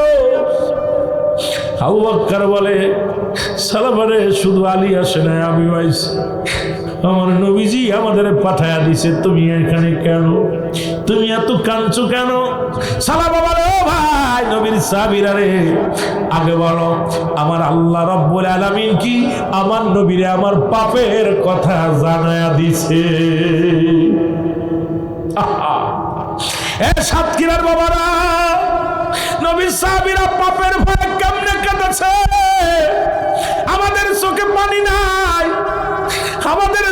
পানি নাই, রং ঢং করলে ভালো লাগে। ও যুবক, মরণের একবার মরে দেখ, ওই কবরে একটা রাত কেমনে থাকবা, একটা দিন কেমনে থাকবা, একটা ঘন্টা কেমনে তুমি কবরে ঘুমাইবা। ওই কবরে তো কোনো বাতি নাই, কবরে কোনো সাথী নাই, কবরে কোনো বন্ধু নাই, কবরে কোনো বান্ধব নাই। ওই কবর কিন্তু কাউকে ছাড়বে না, কবর জায়গা ভালো না রে। আমল দিয়া ওই কবরে বানাও সামিয়ানা, কবর জায়গা ভালো না, কবর জায়গা ভালো না। যুবক বন্ধুরা, এই মন মাটি বুকের উপরে নিয়ে কেমনে থাকবা, কেমনে ঘুমাইবা আমার যুবক বাবারা। আমার যে কথাগুলো বলি লক্ষ্য করো। নবীর সাহাবীরা বলে, সালাবারে কি জানবে আমার নবীরে, কে জানাইব? কাকে বলো? আমার নবী কি আমার বিষয়ে কোনো কথা বলেছে? আমার নবী কি আমার বিষয়ে কিছু জানাইছে? নবীর সাহাবীরা রে, আমি সালাবা পাপী, আমি সালাবা বড় অপরাধী, আমি সালাবা বড় গুনাহগার। আমার কথাগুলো যদি দুনিয়ার মানুষ জানতে পারে আমার পাপের কথা রে, আমার নবীর কলঙ্ক হবে। আমার পাপের কথা শুনলে ইসলামের কলঙ্ক হবে। যারা ইসলামকে ভালোবাসো বাবারা শুনে নাও, নবীর সাহাবীরা কষ্ট পেয়ে কেঁদেছে, চিন্তা করে আমার কারণে ইসলামের কলঙ্ক হবে। আজকে আমরা মুসলমান হইয়া ইসলামের চিন্তা যদি করতাম, কোনোদিন সন্ত্রাসী করতাম না, কোনোদিন মুসলমান সুদ ঘুষ খাইতাম না, কোনোদিন অন্যায় পথে পা বাড়াইতাম না, দুর্নীতি করতাম না। কারণ ইসলামটাকে যদি ভালোবাসো রে মুসলমান, এই দুনিয়ার মধ্যে সব ছেড়ে দিবা, আল্লাহ আল্লাহ রাসূলের নামে জীবনটা কোরবানি করে দিবা। আসলে তোমরা মুখে মুখে অন্তরে ভালোবাসো নাই, মুখে মুখে মুসলমান বলে দাবি করো, মুখে মুখে ইসলাম বলে দাবি করো, আসলে অন্তর থেকে ইসলামটাকে ভালোবাসতে পারো নাই। আল্লাহ কাইয়া আইয়ুহাল্লাযীনা আমানু, আল্লাহ বলে ঈমানদার। আল্লাহ যদি বলতি আইয়ুহান নাস, আল্লাহ মানুষকে ডাক দেন না, আল্লাহ ডাক দিছে ঈমানদার বিশ্বাসীদের। সব মুসলমান শোনো, এই দুনিয়ার মধ্যে আল্লাহ পাক পৃথিবীর মধ্যে কোন মুসলমানদের ডাক দেন নাই। যদি বলতি আইয়ুহান নাস, নাস শব্দের অর্থ হলো মানুষ, আল্লাহ মানুষদের ডাক দেন নাই। আল্লাহকে ঈমানদারেরা বিশ্বাসীরা শুনে নাও, আদখুলু ফিস সিলমি কাফা, আল্লাহকে ঈমানদারেরা বিশ্বাসীরা শুনে নাও, তোরা পুরোপুরি ভাবে কি করো, প্রবেশ কর ইসলামের মধ্যে। ইসলামের আবিধানিক শাব্দিক হলো মুসলমান 80 থেকে 82টা। যদি কোনো তাফসীর কারক আসে, তাকে বলবেন ভাই অন্য ওয়াজের দরকার নাই, এই একটা আয়াতের তাফসীর করেন, সমাজ বাঁচানোর জন্য এত ওয়াজ করা লাগবে না, এত কোরআন তেলাওয়াত করা লাগবে না। কোরআনের একটা ছোট্ট একটা আয়াত শুধু তেলাওয়াত করবে, বলবেন ভাই এই ইসলামের আবিধানিক শাব্দিক অর্থ হলো 80 থেকে 82টা। ইসলাম মানে আত্মসমর্পণ করা, ইসলাম মানে নিজে না খেয়ে অন্যরে খাওয়ানো, ইসলাম মানে নিজে না ঘুমায় অন্যরে ঘুম পাড়ানো, ইসলাম মানে নিজে দুঃখে থেকে অন্যরে সুখে রাখা, ইসলাম মানে নারীর সতীত্ব পাহারা দেওয়া, ইসলাম মানে নিজে না খেয়ে অন্যরে খাওয়ানো, ইসলাম মানে নিজে না ঘুমায় অন্যরে ঘুম পাড়ানো, ইসলাম মানে একত্ববাদ, ইসলাম মানে শান্তি।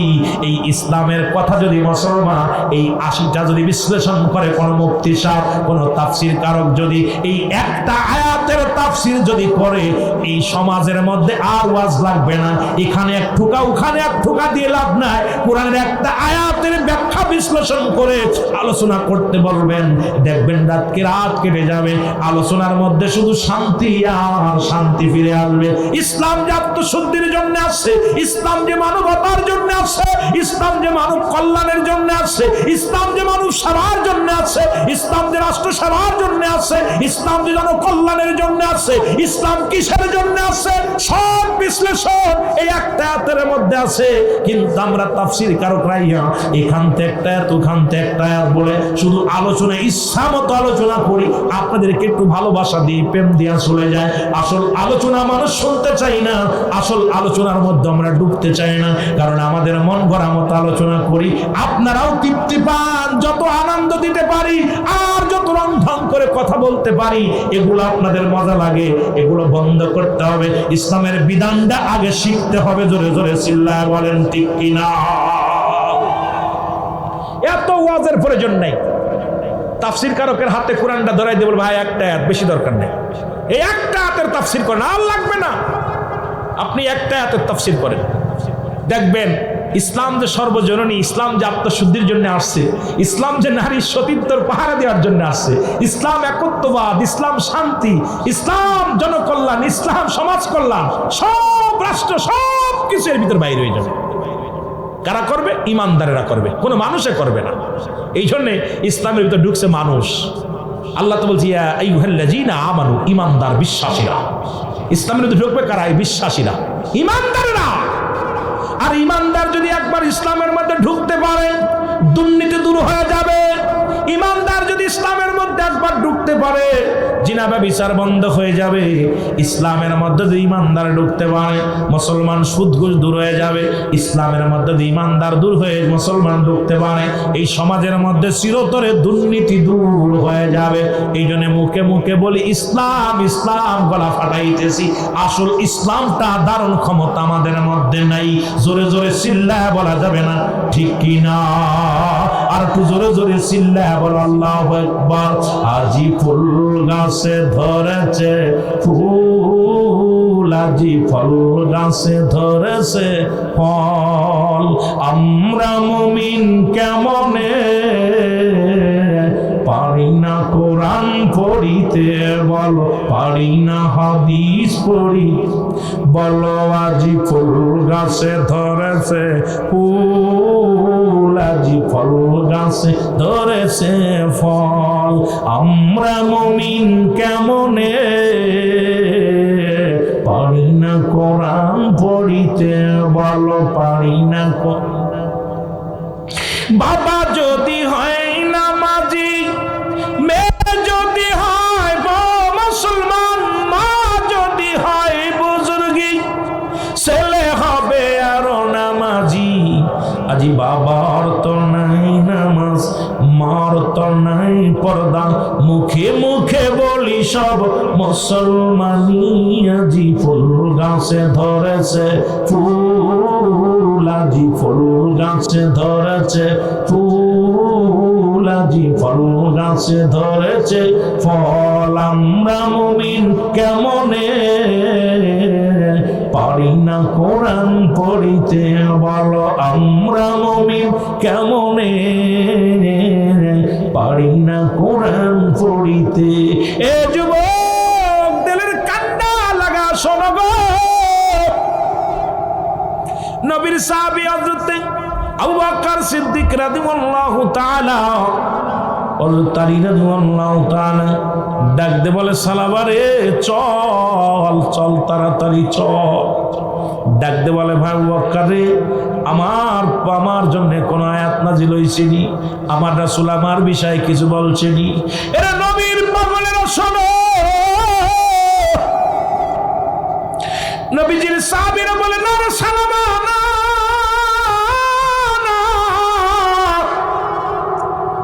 তোমার বিরোধিতা করে না, তোমার বিপক্ষে কোন কোরআনের আয়াত নাজিল হয় নাই।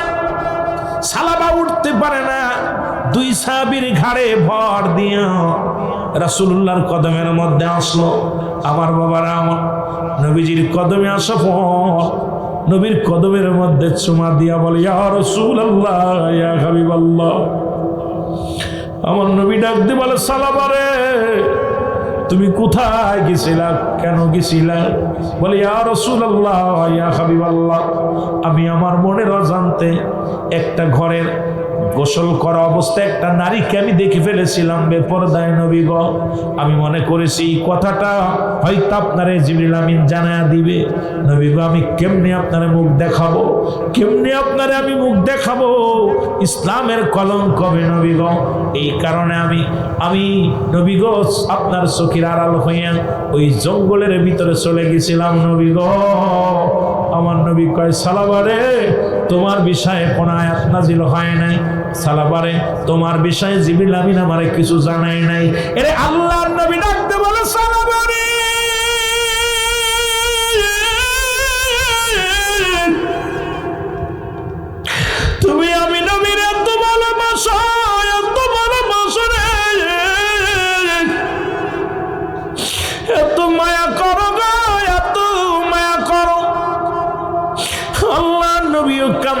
সালাবাও কান্দে। হঠাৎ সালাবা বলে, ইয়া রাসূলুল্লাহ, ইয়া হাবিবাল্লাহ, আমার পিছনের রগের পাশে কেন যেন পিপিলিকার মতো কেন যেন কি যেন ঘোরাঘুরি করে। আমার নবী ডাক দিয়ে কয়, সালাবা রে, ও আমার সালাবা, মালাকুল মাউত তোমার কাছে হাজির হয়ে গেছে। আল্লাহর নবী ডাকতে বলে, সালাবা রে, তোমার নিকটে তোমার কাছে মালাকুল মউত চলে আসে। নবীজি হাতে হাত রেখে কালেমা পড়াইয়া দিলেন। আর কালেমা পড়ে পড়ে মুসলমান শুনে নাও, আমার সাথে সবাই তওবা করেন, আস্তাগফিরুল্লাহ রব্বি মিন কুল্লি যামবি আতুবু ইলাইহি লা কুওয়াতা ইল্লা বিল্লাহিল আলিয়্যিল আযীম লা ইলাহা ইল্লাল্লাহু মুহাম্মাদুর রাসূলুল্লাহ। আমার নবীজি তওবা পড়াইয়া দিলেন, কালেমা পড়াইয়া দিলেন এবং মুসলমান শাহাদাতের তামান্না অন্তরের ভিতরে পয়দা হয়ে গেল। এ মুসলমান শুনে নাও, এর মুসলমান শুনে নাও, সালাবা রাদিয়াল্লাহু তাআলা কালেমা শাহাদাত পড়তে পড়তে দুনিয়া থেকে বিদায় হয়ে গেল। পড়েন, আশহাদু আল্লা ইলাহা ইল্লাল্লাহু ওয়াহদাহু লা শারীকা লাহু ওয়া আশহাদু আন্না মুহাম্মাদান আবদুহু ওয়া রাসূলুহু। ওরে মুসলমান, এইটা পড়তে পড়তে শাহাদাতের পেয়ালা পান করলেন, কালেমা মৃত্যুবরণ করলেন। ও যুবক বন্ধুগণ, আমার নবী চোখের পানি ছেড়ে কান্দেন, বলে, সাহাবীরা রে,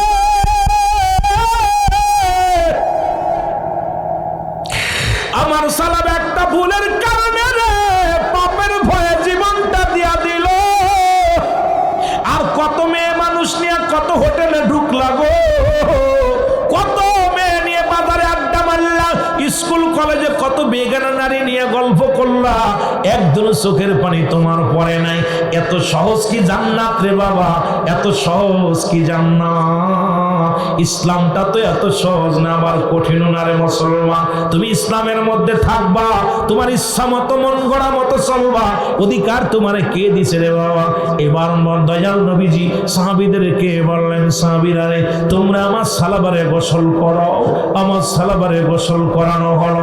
এবার নবীজি গোসল করায় তা কাফন দাফন করাইবে, কাফনের কাপড় পরানো হলো। এবার নবীজি জানাজা নিজেই জানাজা পড়াবে। নবীজি বললেন, সাহাবীরা রে, আমার সালাবার জানাজার ইমামতি আমি নিজেই করবো, আমি নবীজি। আমার নবীজি বললেন, তোমরা আমার সালাবার লাশ খানা খাটে উঠাও। এর সাহাবী আরেক পালকি দেখলে বড্ড ভয় লাগে রে।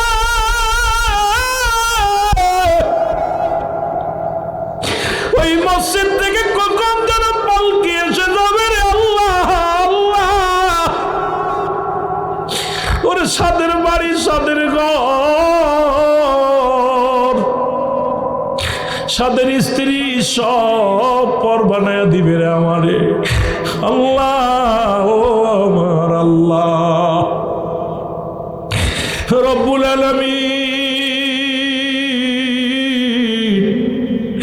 ওই সারবিয়ারি পালকিতে কখন যেন জীবনের শেষ গোসল করাবে, শেষ শোয়ান শোয়াইবে।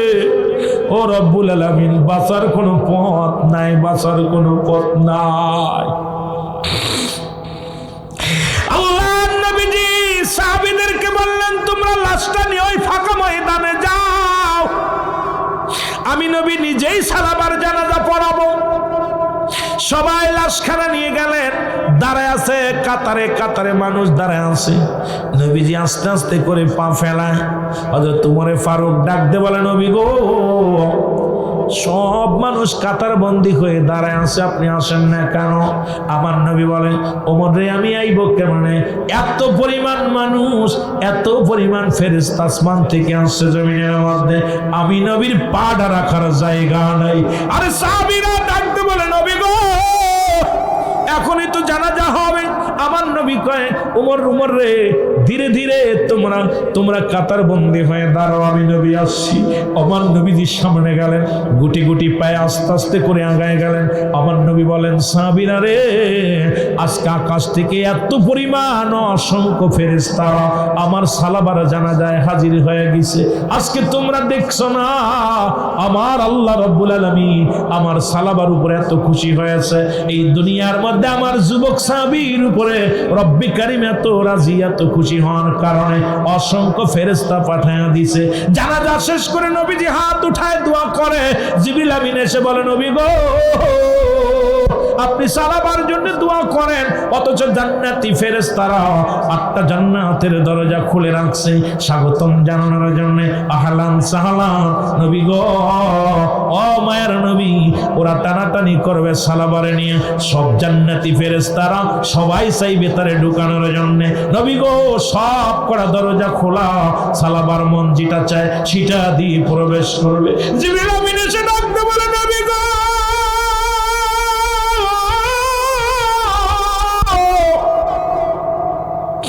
একজন যুবক সাহাবী এই দুনিয়ার মধ্যে শুধু চোখের হেফাজত করতে যাইয়া জীবনটা কুরবানি করে দিয়ে গেল।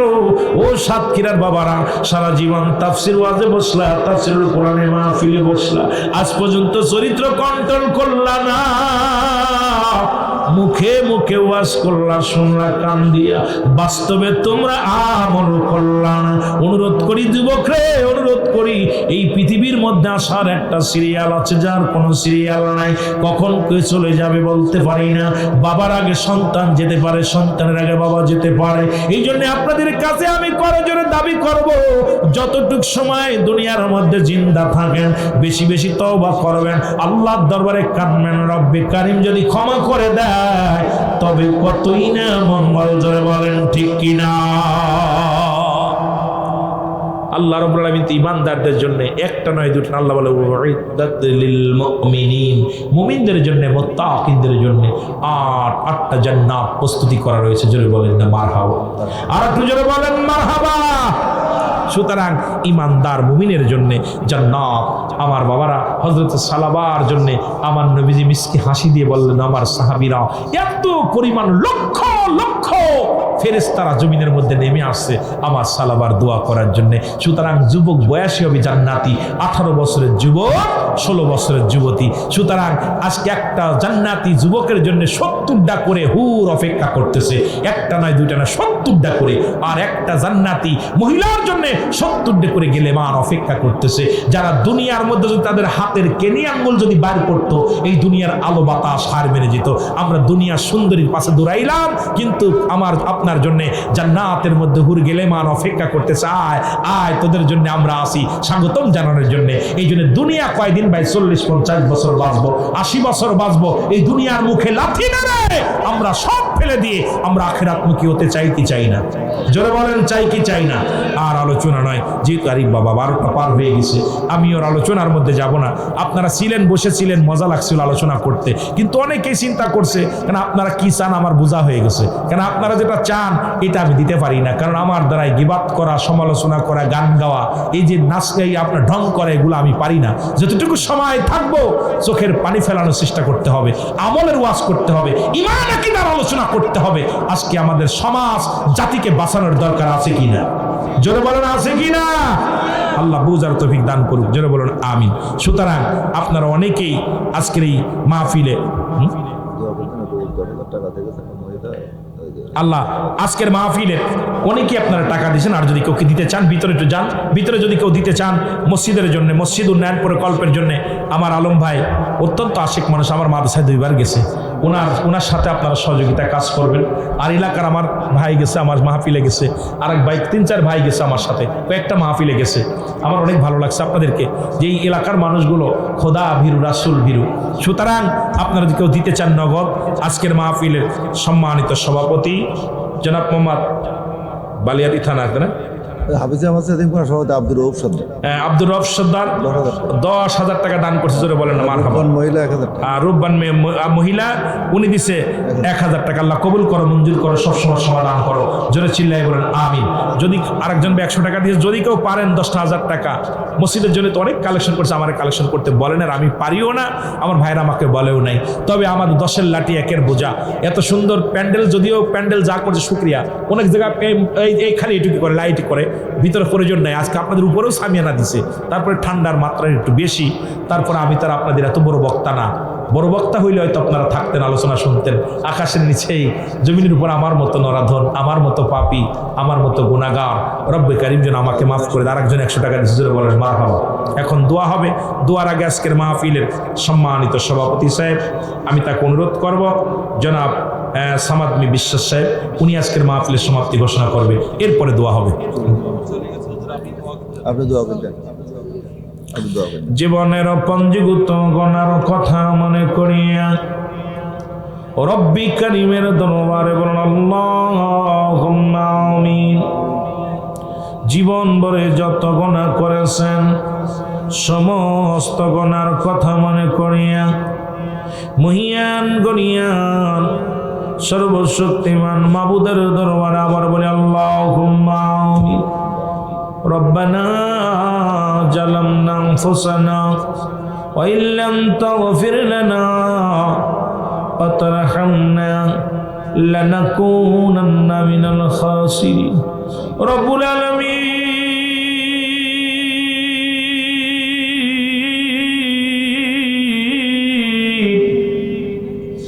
আমরা বড় পাপী, আমরা বড় গুনাহগারের আল্লাহ। আল্লাহ আমাদের যাওয়ার জায়গা নাই, বলার জায়গা নাই। কনকনে শীতের ভিতরে আল্লাহ এই বালিতা মধ্যপাড়া ডাক্তার বাড়ি জামে মসজিদ প্রাঙ্গণে আল্লাহ 2 দিন ব্যাপী তাফসীরুল কোরআন মাহফিল শেষ লগ্নে তোমার দরবারে কান্দি।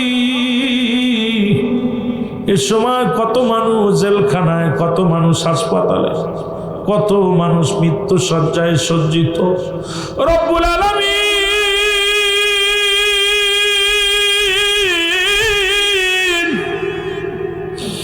আজকের এই মাহফিলের ভুল ত্রুটি মাফ করো, মাফ করিয়া কবুল করো আল্লাহ। কবুল করিয়া এর হাদিয়াটুকু সোনার মদিনায় পৌঁছায়া দাও রব্বুল আলামিন।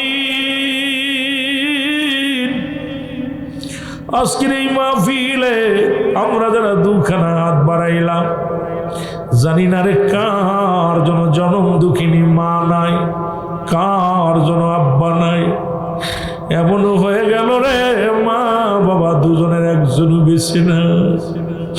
এই ঠান্ডা মাটির মধ্যে মন মাটি নিয়ে রে আদরের আব্বা মা ঘুমায় আছে। আল্লাহ আব্বা মার কবর কেন তুমি জান্নাতের বাগান বানিয়ে দাও রব্বুল আলামিন।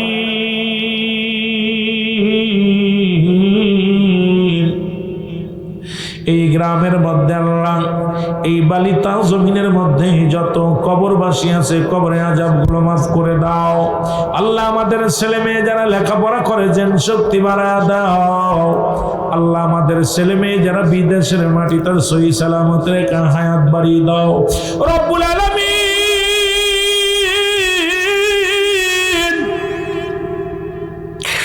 আমাদের যাদের সুসন্তান নাই সুসন্তান দান করে দাও ও আমার আল্লাহ। আমাদের মা বাবা যারা অসুস্থ তাদের সুস্থতা দান করে দাও রব্বুল আলামিন। আজকের মাহফিলে আমার ভাইয়েরা বড় আশা করে বসেছে আল্লাহ। এই কনকনে শীতের মধ্যে তুমি তাদের নিরাশ করে দিও না রে আল্লাহ। আল্লাহ ও আমার আল্লাহ, দুঃখী মানুষের দুঃখ মোচন করে দাও, অভাবীর অভাবনাটন দূর করে দাও, দরিদ্রের খাতা থেকে নাম কেটে দাও রব্বুল আলামিন। ও আমার আল্লাহ, খাস করে আল্লাহ জুলাই যুদ্ধের আল্লাহ আমাদের এক নওজোয়ান দুনিয়ার মায়া ছেড়ে চলে গেছে আল্লাহ, ওসমান হাদি ভাই রব্বুল আলামিন। কলিজার টুকরা সন্তানকে রেখে গেছে, 8 বছরের সন্তান। রব্বুল আলামিন এই বজ্রকণ্ঠে আওয়াজ তুলতো, জুলাইয়ের যুদ্ধে একজন আমরা হারায় ফেললাম। আল্লাহ দয়া করে মায়া করে এই দেশের জন্য আল্লাহ তাকে শহীদের মর্যাদা দিয়ে দিও। রব্বুল আলামিন তার জীবনের গুনাহ মাফ করে দিও। আল্লাহ এই শোকায়িত পরিবার, আব্বা মা স্ত্রী পরিবার পরিজন সবাইকে এই শোক আল্লাহ ধারণ করার তৌফিক দান করে দিও আল্লাহ রব্বুল আলামিন। ও রব্বুল আলামিন, আমাদের মধ্যে যারা অসুস্থ তাদের সুস্থতা দান করে দাও রব্বুল আলামিন। আমাদের কঠিন ব্যাধি মাফ করে দিও। আমাদের মাবুদ গো, ও মাবুদ আজকের মাহফিলে যে সমস্ত ভাইয়েরা আছে আল্লাহ আমার ভাইদের তুমি কবুল করে নাও আল্লাহ। বড় আশা করে আজকের মাহফিলে হাত উঠাইলো যে সমস্ত অতিথিরা আছে, বিশেষ অতিথি আল্লাহ, বিশেষ মেহমান আল্লাহ, সবাইরে তুমি কবুল করে নাও। খাস করে আমার আলম ভাই বড় আশিক মানুষ আল্লাহ। আল্লাহ অনেকগুলো প্রতিষ্ঠানের সঙ্গে জড়িত, উনি আমার প্রতিষ্ঠানেও দান করে আসছে রব্বুল আলামিন। এই মানুষটা তো ইসলামের জন্য নিবেদিত, এই মানুষটা তো আল্লাহর পাগল, মদিনাওয়ালার পাগল। এই মানুষটা নিজের চিন্তা করে না, সবসময় সমাজের জন্য কল্যাণমূলক কাজ করে গো আল্লাহ। তার আব্বা আমার হায়াতের মধ্যে বরকত দান করে দাও, না থাকলে কবরখানা জান্নাতের বাগান বানায় দাও রব্বুল আলামিন। এই মহল্লার মধ্যে যত কবরবাসী আছে কবরে আযাবগুলো মাফ করে দাও রব্বুল আলামিন।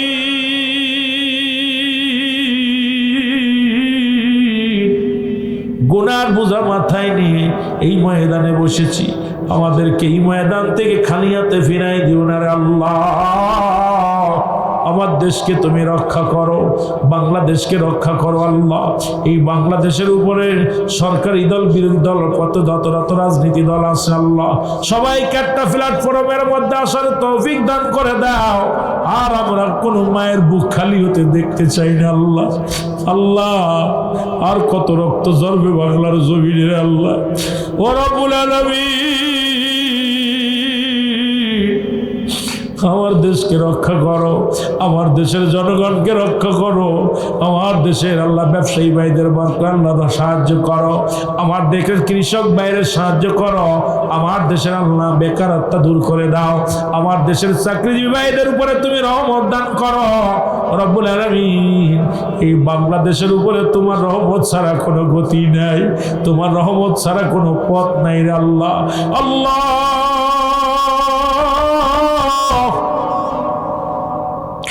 এই বাংলাদেশের উপরে তুমি রহমত দান করো।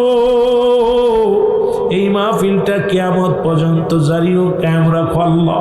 এই মাহফিলের জন্য আমার ভাইয়েরা যারা নিবেদিত ছিল, যারা কষ্ট করেছে আল্লাহ, সবার কদমত তুমি কবুল করে নাও, সবার কষ্ট তুমি আল্লাহ লাঘব করে দাও। রব্বিরহামহুমা কামা রব্বায়ানি